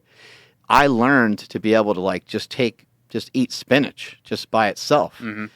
And it sounds gross to somebody who hasn't really done that before. Somebody's used to eating chips or Doritos or something like that. But when you eat a handful of almonds that are just raw, there's a rich, nutty flavor to them, but you might not identify it anymore because those taste buds could be kind of gone. You could be desensitized to some of these flavors. And so luckily for me, I've been able to kind of embrace that. If I just have a little salt, sometimes I might add a little bit of honey, and I'm usually good to go. I can handle just, when it comes to fish, I just sear fish, 10 seconds each side. Throw some salt and pepper on there, and I'm usually good to go. What I'm having a little bit of trouble with right now is because we're coming down to the last 2 weeks, just being hungry. Yeah, just flat out being hungry. During the day, it doesn't bother me at all, but at night, I'm like, holy fuck! I just ate. I just cleared my plate with no problem, and I want to eat 4 more times before I go to bed. Yeah. So that's been kind of the hardest thing to deal with. High density meals. I mean, you're already taking enough protein. Like protein is pretty satiating, but high density, low density meals, like a big bowl of vegetables or a big salad or something like that. If you can fit that in at night, like that kind of helps with feelings of fullness for a little while at least. That's what I've been working on. I got this giant thing of like kale and giant thing of spinach and some chopped up peppers, and it's enormous. I'm even shocked that I could even digest it all, but like my body's just like, we'll digest anything, man. Just give us food. Give me some fuel. But I want to say I'll check back in with you in a month, and having a chocolate chip cookie will be a religious experience for you. Oh, I know. Any secret tips for cooking fish? Because Mark wants me to eat more. Well, he actually wants me to eat fish, period. I don't like it because it smells fishy. Don't get tilapia, so get yourself like a good quality fish. So either like some good tuna or a good salmon or something like that. Use a nonstick pan because it's easier. Like just the fish will cook a lot easier. I would just start off with salt, pepper, and lemon, and I bet you'll like it a lot. Keep it basic. Yeah. And you can go from there and add seasoned salt or some blackening seasoning, but that's a really good place. Also, to start. maybe try small amounts. Yeah. Like sometimes if you quote unquote bite off more than you can chew. Yeah. Like sometimes like this is getting kind of gross, but if you have like 4 ounces of it, along with maybe eating something else, so you're not starving, but it might be a good route to go. Just a little, because I know that when we've gone to sushi. I'll pick certain things off the menu. He has no idea what the hell they are, and he's just like, "These are great." Yeah, I literally like what you guys were eating today. Like, yeah, I don't know what you were eating, but if I had him order for me, I would eat it because it's just whatever the hell he orders tastes pretty good. Oh yeah. Those things normally don't taste fishy. Yeah, I mean that's something I was trying to point out to him was like, I think we've all been in this situation where we don't have a lot of dough and we eat meat that maybe is on its way out, and you're like, fuck it, I'm hungry. And you taste that, but still good in quotation marks. Yeah, beef should not taste that way. And if fishy food shouldn't really have, it might have a little bit of that flavor, but it shouldn't have much of it. Right. Shouldn't have much of that. And I think going on. What you said about just using salt and lemon, because like something I learned from like following Stan Efferding's diet, the vertical diet, is like I would like in the past try to mix too much shit to make it taste good, and it's like no, just throw salt all over a steak and it's gonna taste really good. Yeah, salt makes just about everything taste better. Yeah. For sure. Cool. You're around some really smart dudes, Mike Teixeira. You're around Eric Helms and Greg Knuckles and some of these guys. What has that done for you? I can't tell you how much it's done to make me a more nuanced thinker as well as a lifter. Not only these guys put out tremendous information, but it's how they put out information. So I've learned to be a better communicator as well. It's not what you know, but if you just throw out 10 to 15 science terms, you're not going to get through to someone. Right. So you need to be able to take this stuff and put it in terms that people understand and that they can digest. How do we take really good information from science that people might not understand and put it in a language that people do understand so we can meet them in the middle? I think a lot of scientists are like, well, this is what the science says. I don't want you to kind of dumb this science down.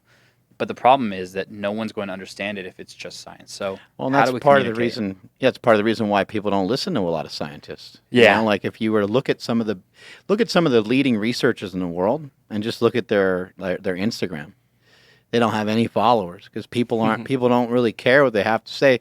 There's diehard people that care what they have to say, of course, because these people have written books and they're insanely intelligent, and they go to these conferences and they sell them out and stuff like that. That's not really what I'm talking about. They have a hard time communicating with the general public because what they say is basically kind of in another language. And then you got somebody like an Omar Isuf or a Greg Knuckles or some of these guys are able to take the information that's difficult to digest. They're able to break it down in simplest form, and they're able to teach, maybe not anybody, but they're able to teach most. And then people can kind of interpret that information for themselves. Otherwise, it's just like, I'm not sure what that guy said. Yeah, I don't know how to use absolutely.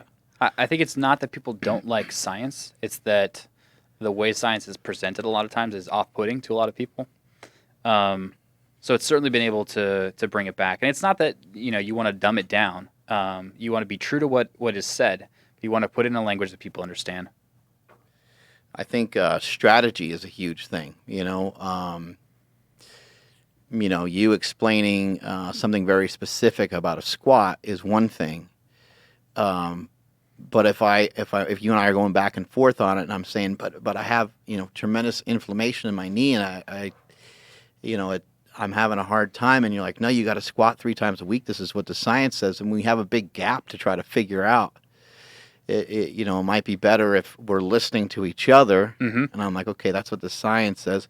Well, how do we get myself to be able to squat 2 or 3 times a week? Right now, I'm in a lot of pain. Maybe we can figure something out. Maybe since I don't squat at all, maybe for now I could squat twice a month. Absolutely. And then we can work into something more manageable, something that makes sense, and then we could be off to the races. Yeah. Optimal in a vacuum is dramatically different from optimal in practice. So we can have the greatest training program on paper, but if a lifter can't run it, if they can't go into the gym and do the exercises the way that you intend, it's not the best program. So the best program is the one you can do. The best diet is the one you can follow. Yeah. Which kind of brings me back to your point about adherence, and for you, avoiding sweets, because sweets were a big trigger for you to decrease adherence. Yeah. So getting rid of that raises adherence. And this is what a lot of diets try to do. So if you kind of are attuned to, a South Beach or a paleo or whatever the diet is, if it increases adherence, it's probably a step in the right direction. Yeah, it's a big thing for me to have gum. It's a big deal for me to have a Zevia soda, which is just soda with stevia. Not because I think it's going to do something harmful to me. I just think it's kind of a trigger, and I'm like, what I'm trying to work on, and this is not an easy thing to do, I'm trying to work on not really needing anything. Which sucks. I mean, I've even done it with cardio sessions. No headphones, no music. Just go in and just focus. Just go in and just work. And it's not nearly as fun. I like to listen to stuff. I like to listen to podcasts, or I like to listen to music, or I like to listen to something that will inspire me. But what I've learned from that is that when it's not there, it's not there, and there's nothing to draw upon. And there's nothing external that's going to help me draw anything else any further out of myself. So if I can learn to kind of do it on my own, by myself, for myself, then I can rely on less things. Absolutely. And I can use myself as like a weapon rather than worrying about, having this exact song on for this exact lift or whatever it might be. So there's this book called Behave from Robert Sapolsky, and he's a primatologist, behavioral researcher, among other things. And he brings this point home where 20,000 years ago or something like that, or even much sooner than that, maybe mid 1400s or something like that, you build a church and you have a gospel playing and something like that. And these peasants who go into this church, this is the most glorious sound they've ever heard in their life. This is the most intense experience, the loudest noise they've probably ever heard. And that represents a fraction of what we experience today. So we just have more options open to us for experience. We can watch a video, online that has music and dancing and scenes switch every second, music videos and stuff, or loud music, foods with more flavor than things I've ever had in the history of humanity before. And all that is great. But I think learning to not need that stuff is important. And that's a little bit of what you're saying. Yeah, you get like an insane, stimulation from all these things. And I think there's so many positive things that can come from the internet.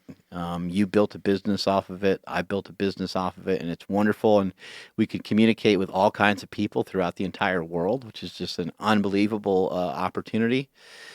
But there's a lot of pitfalls in there. There's, I'm a married guy, and there's a lot of like sex. There's a lot of sexy, attractive things that are there that I personally am better off just not seeing or not being aware of. Sure. You know, the less aware I am of these things, probably the better. And sometimes even just things that I probably wouldn't even recognize as being harmful are harmful. It's just human nature, you know, somebody else's success or somebody else maybe executing on a product or something. And I'm in this business, I'm in the fitness industry. So when I see that, you can't have you're going to have some some FOMO going on, some fear of missing out. Why aren't we doing that? Oh, we should be doing, we should. And then it causes all these weird feelings. And I'm like texting somebody saying, hey, why aren't we doing this? Or like, it makes you feel like you're behind or whatever. And again, there's the benefits of it. I've made my wealth off of it and it's amazing. But there's definitely some downside to it. And I try to advise people like, look, man, try to have a designated amount of time to it. Try to think of something reasonable. Yeah. My son is 14. He and I were talking about it the other day, and he's like, I'm telling him to put his phone away. He can't really use it during the school year that much. We just have some rules, and he's like not understanding of it. And I'm like, hey, look, I'm your dad. It's my job to protect you. You have shown a lack of control with how long you have your phone for each day.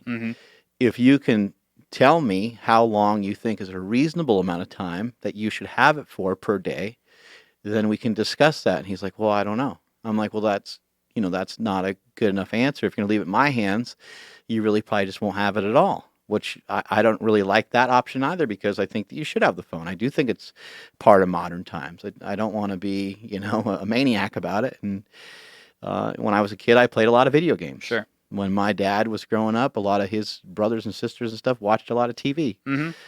I mean, there's always these generational things that happen that the new generations are going to be doing, and I don't think they're always bad. I think there's a lot of positive to them, but at the same time, I don't think it benefits anybody to have people on their phones for 5, 6, 7, 8 hours a day.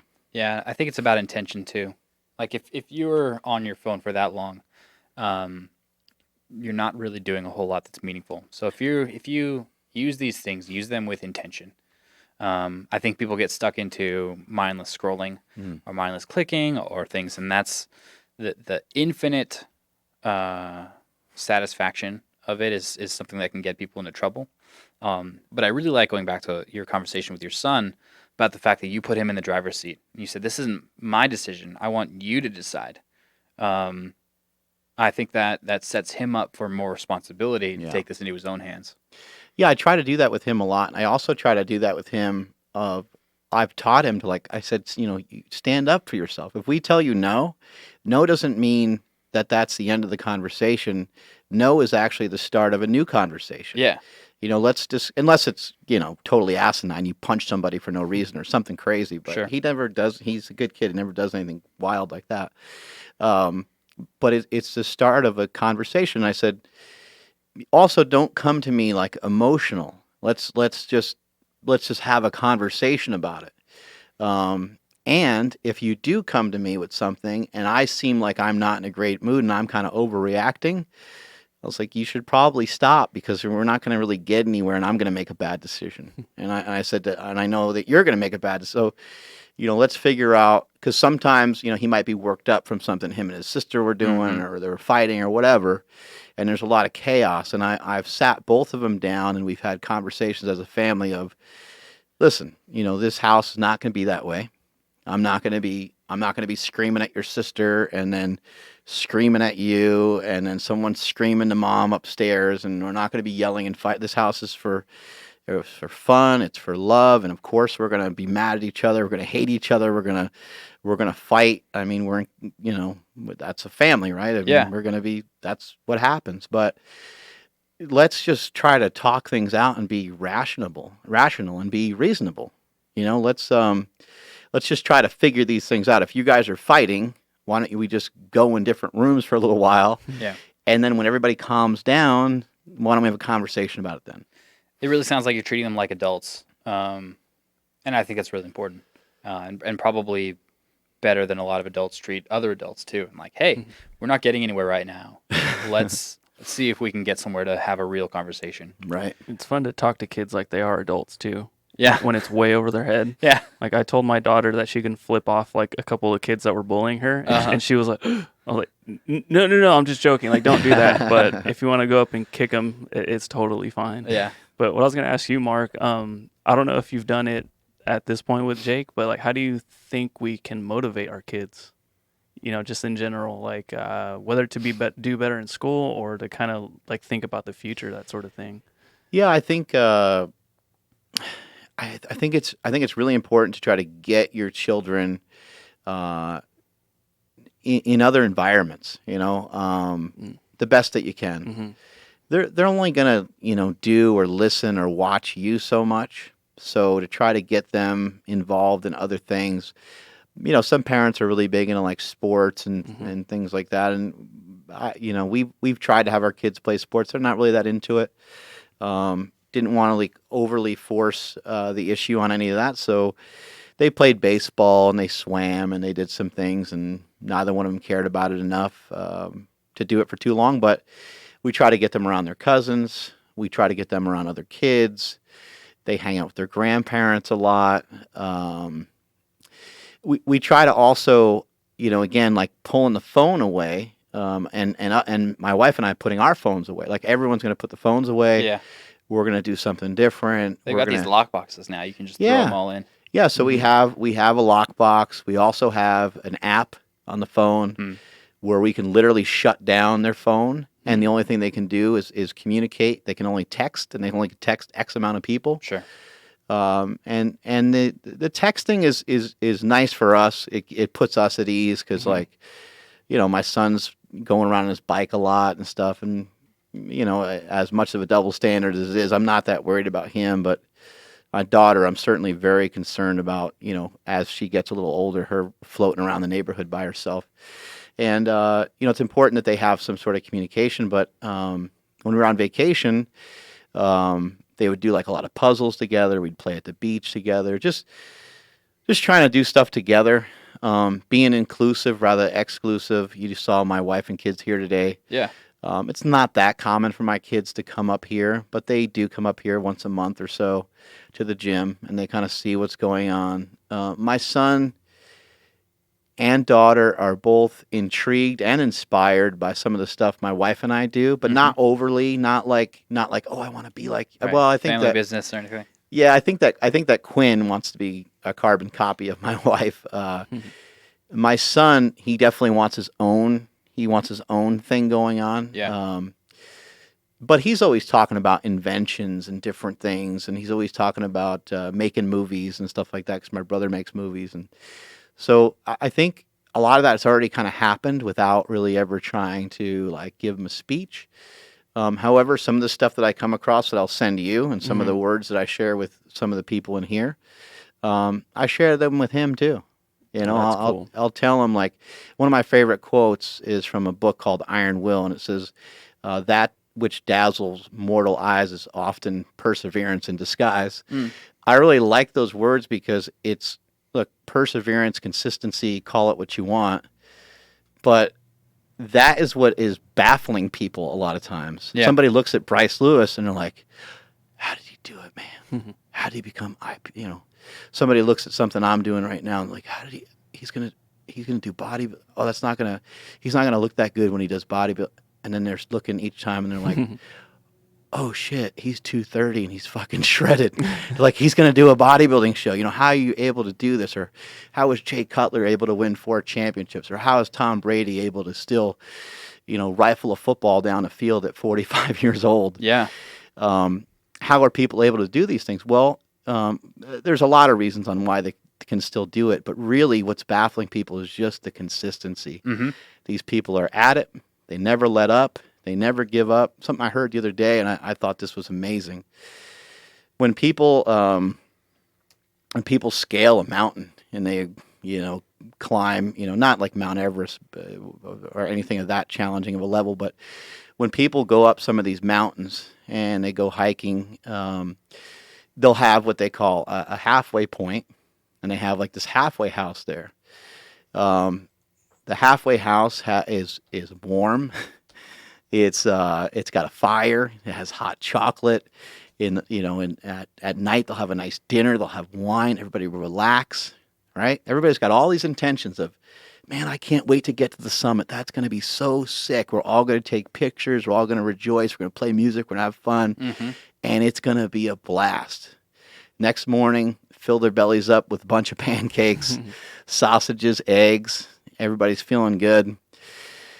Half the people look out the window and they're like, yeah, I don't think I'm gonna continue onward, Yeah. So it's that little buy-in to comfort is where we sometimes lose our consistency. And I think those are the kind of messages I try to share with my kids to, hey, look, man, if you can build some sort of consistency, whatever it is that you like now, you don't have to be in a rush either, because I didn't really find any sort of direction until I was like 30. It took me a long time.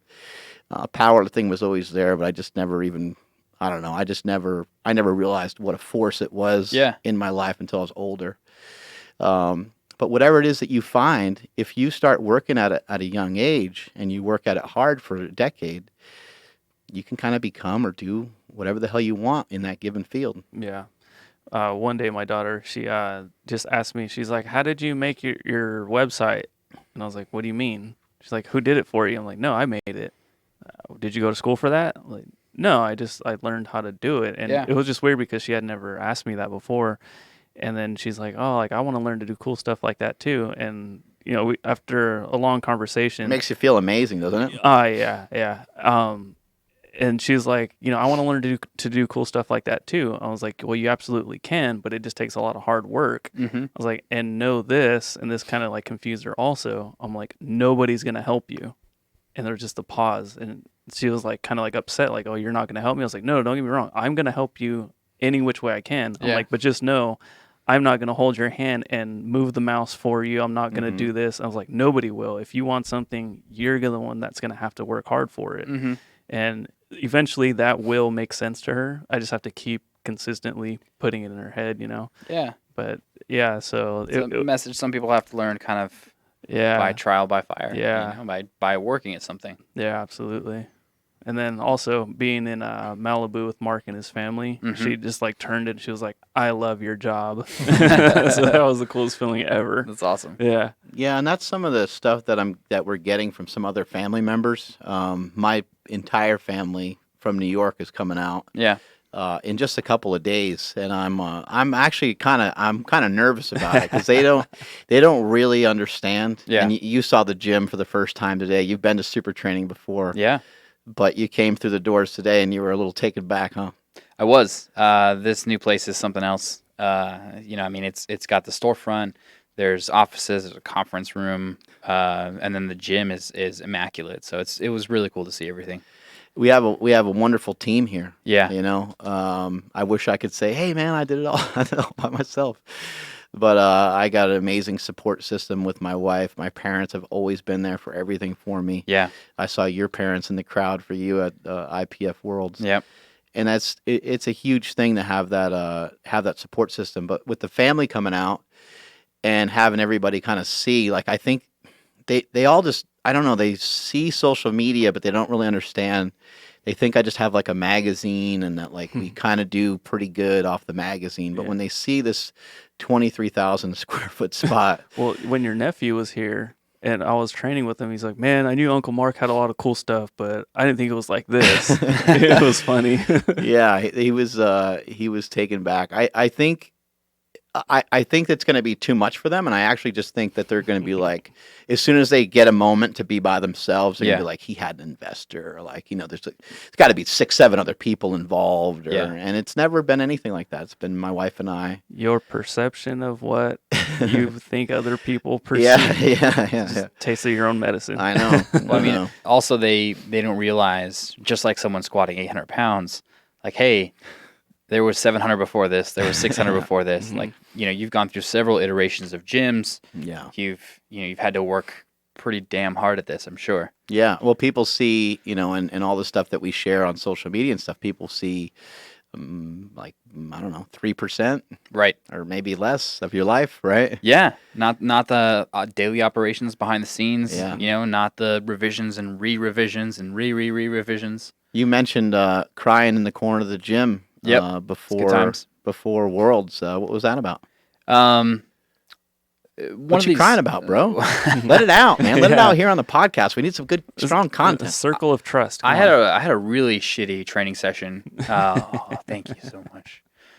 It was a session I was supposed to do really well leading into Worlds. It was like triples at 88 to 90%, something like that. So a pretty hard workout, and it just wasn't going the way I wanted. 670 squat. 650, yeah. So it was a squat and bench.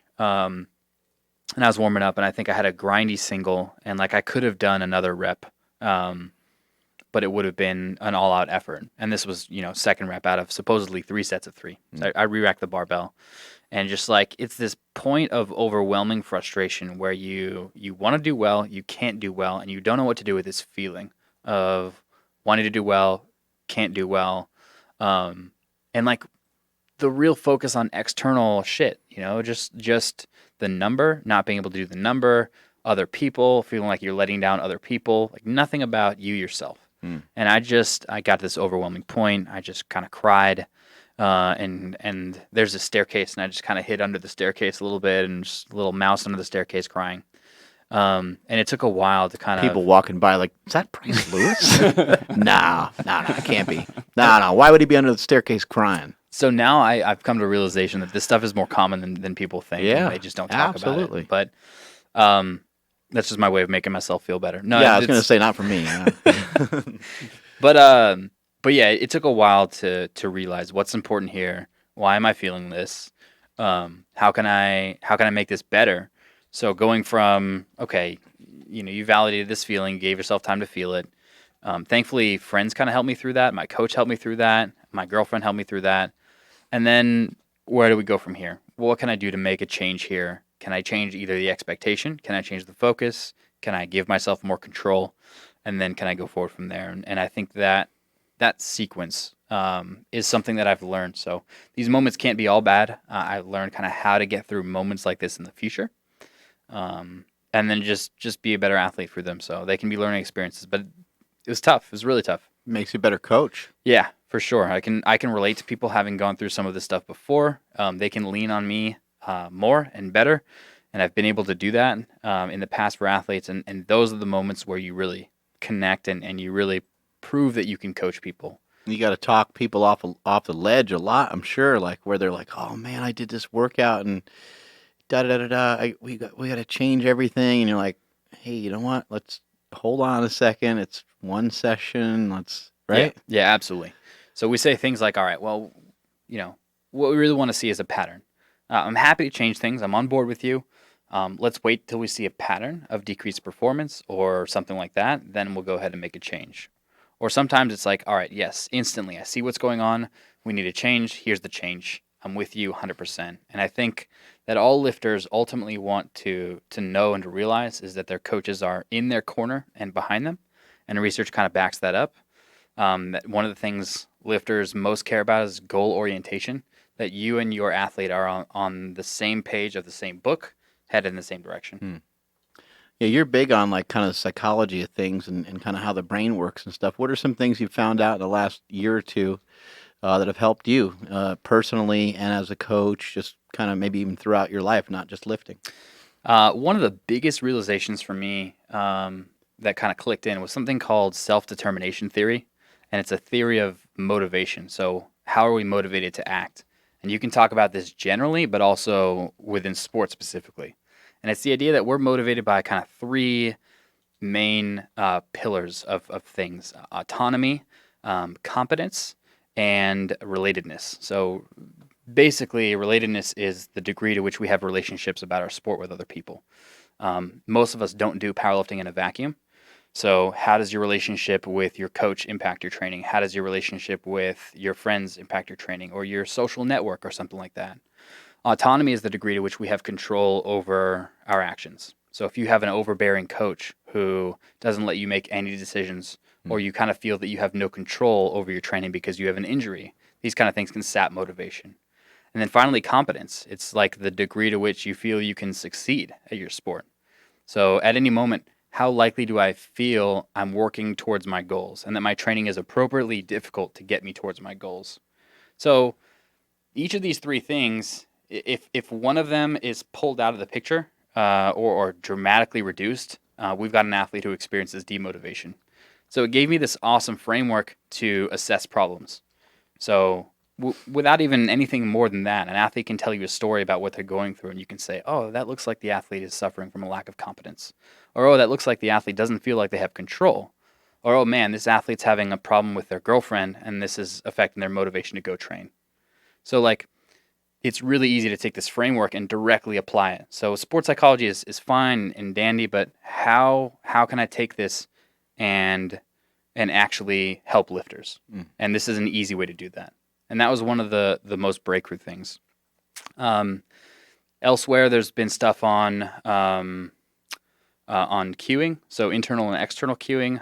Let's make the lifters' technical cues more about their environment and less about body parts.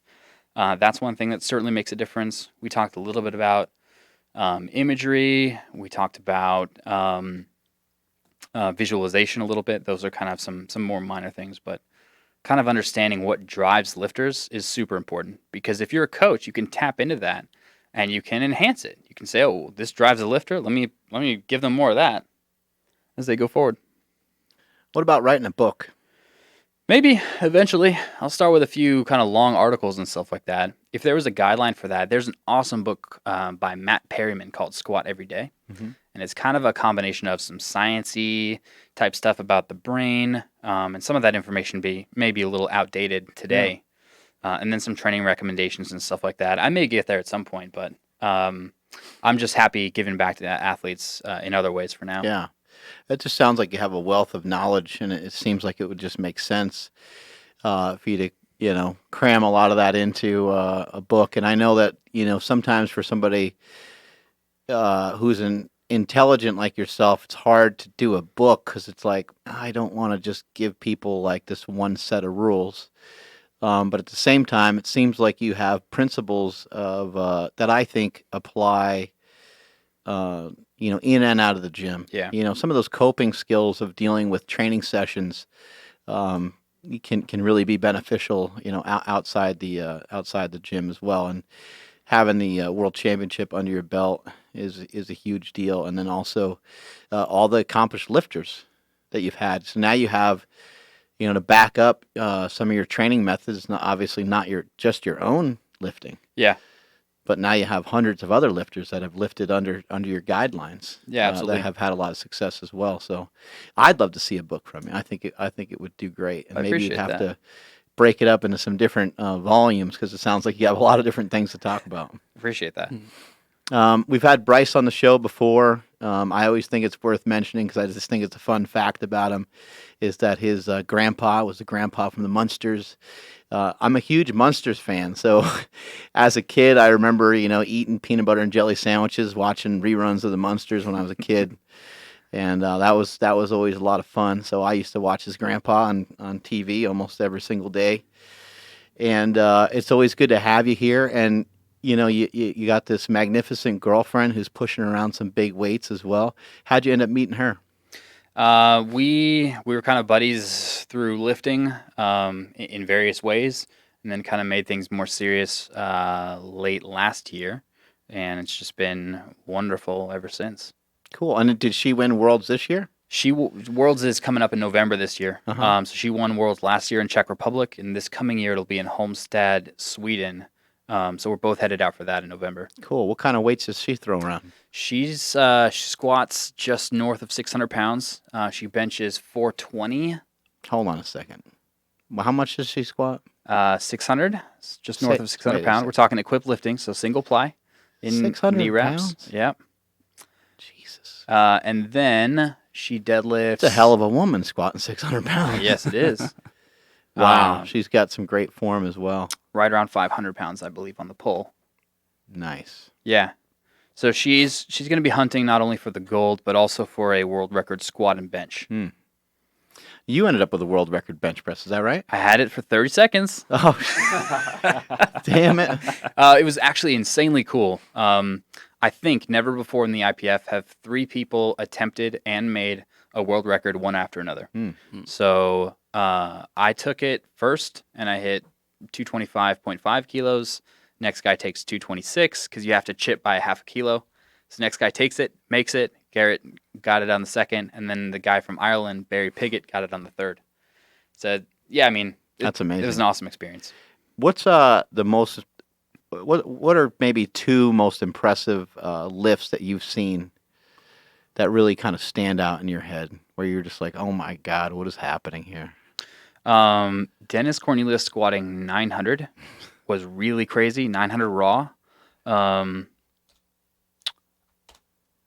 Christoph Wierbicki pulling 900, also raw, is mind blowing to me. And I saw this Russian. It might have been Kirill Sarachev. It might have been someone else. Bench 300 kilos raw with perfect technique.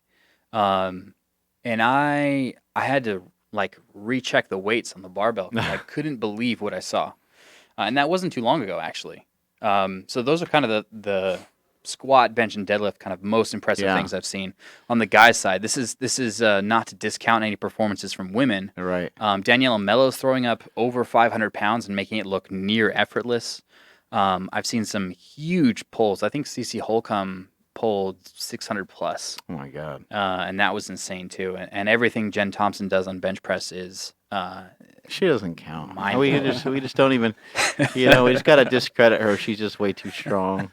We've had her on the show before, and it was no surprise, but she trains like an animal. Yeah. She really earns those weights that she's hit. And here's Dennis Cornelius going for his big squat. It's just, it shouldn't be any surprise that the technique is there, but yeah. But it's just, I don't know. It's just that much more mind-boggling when he leaned into that perfectly. Mm-hmm. You gotta, sometimes those bigger weights gotta lean into him a tiny bit at the bottom there, and he just nailed it just perfectly. And it's what's weird is when these guys hit the weight the right way, it still didn't look that hard. Yeah. I'm sure it felt different. A lot of times on video it looked a little different, but it's almost like a golf swing or hitting a home run. Yeah. You didn't know the trajectory of that ball was going to go so damn far when you swung, but there it is. Some of the best performances on the individual skill side of things, they look effortless, and I think that's a sign of high skill. You see it on weightlifting, and you hear weightlifters talk about it like when you hit that perfect bar path, it felt like the bar wasn't as heavy, or like when you throw the discus that perfect way, it was just everything clicked. And it's like, oh, this is how it's supposed to go, and we work for those hard moments. To replicate. Yeah. It's in some way it's it's not the exact same, but sometimes it's like shooting a free throw, where if you make a couple free throws in a row, you figure that your brain and your body would figure it out, and just like, yeah, I should be able to hit like 100 of these in a row. Good luck trying to figure that out. Yeah. It's tough, man. You've been in Oregon, right? Hanging out with your girlfriend. Yep. What was that like? We just came back from there. You guys been traveling a little bit, right? Yeah, we have. I'm kind of excited to not be traveling, but we've been traveling. We went to Dublin, Ireland a few weeks ago. So we went to Oregon coast, and we were in Lincoln City, and it's just beautiful being right on the coast. You guys still getting some training in and stuff, or are you trying to more relax, or? We took the weekend off, so this is kind of real training, and really, Natalie's crazy about wanting to be on schedule for training, and I mean crazy in a good way, in being a dedicated athlete. We just couldn't find a gym near Lincoln City, so we're happy to be here at Super Training, getting some good training in. Awesome, man. What's next? We've got Sweden coming up next as far as a trip. Working on a seminar in Dubai next year, and South Dakota as well. Helping out with a few other projects, an app for coaching software with a company called Uplift, and then a website called Top Strength that will make distributing strength gear a little bit easier for some companies. Yeah. That's great. Anything else you want to add, Bryce? Thanks, guys, for tuning in. Appreciate that. Mark, thanks so much for having me. Yeah, if you want to follow along with anything we do, Instagram is where I post most of what's going on, Bryce_TSA, and my website, www.thestrengthathlete.com. And we're always open to questions or stuff like that, so just hit us with that contact link. Anything else over there, Andrew? We're all good? Yeah, earlier I was trying to get a poop story out of him. Oh, yeah. And he was like, I only poop once a day. No poop stories, but yesterday was a bad day for farting. If we want to talk about some farts. Oh, man. What happened? Lenny and Larry's cookies lit me up. Man. And it was nonstop. So not too happy about that, but I hate that too, because like a Lenny and Larry, like it's not even like a real cookie. Yep. So you're like, man, if I was just gonna make the leap to have a cookie, I should have just ate a couple of regular cookies. Exactly. Like like a couple Oreos, you probably would have been fine. Exactly. Yeah, and I was making some dead cat smells all over the place. Thanks for nothing, Lenny and Larry's. Poor girlfriend's trapped in a hotel room with you. She called me out a few times. You can never open the window, and it's a tough situation because you're just like, babe, like my stomach, I'm dying. It's not my fault. Yeah. I mean, it is my fault, but yeah, I'm always like, don't move, because she's gonna move the blankets. Like, Yeah. don't move. You're gonna catch. Nope, too late. Game over. yeah. yeah. Sometimes I'll try to go for like a walk. I call it a fart walk, and my daughter's like, "Where are you going? You going for a fart walk?" You don't want to know. Yeah, but then I come back and the gas hits me worse. So it's you walk like, through it.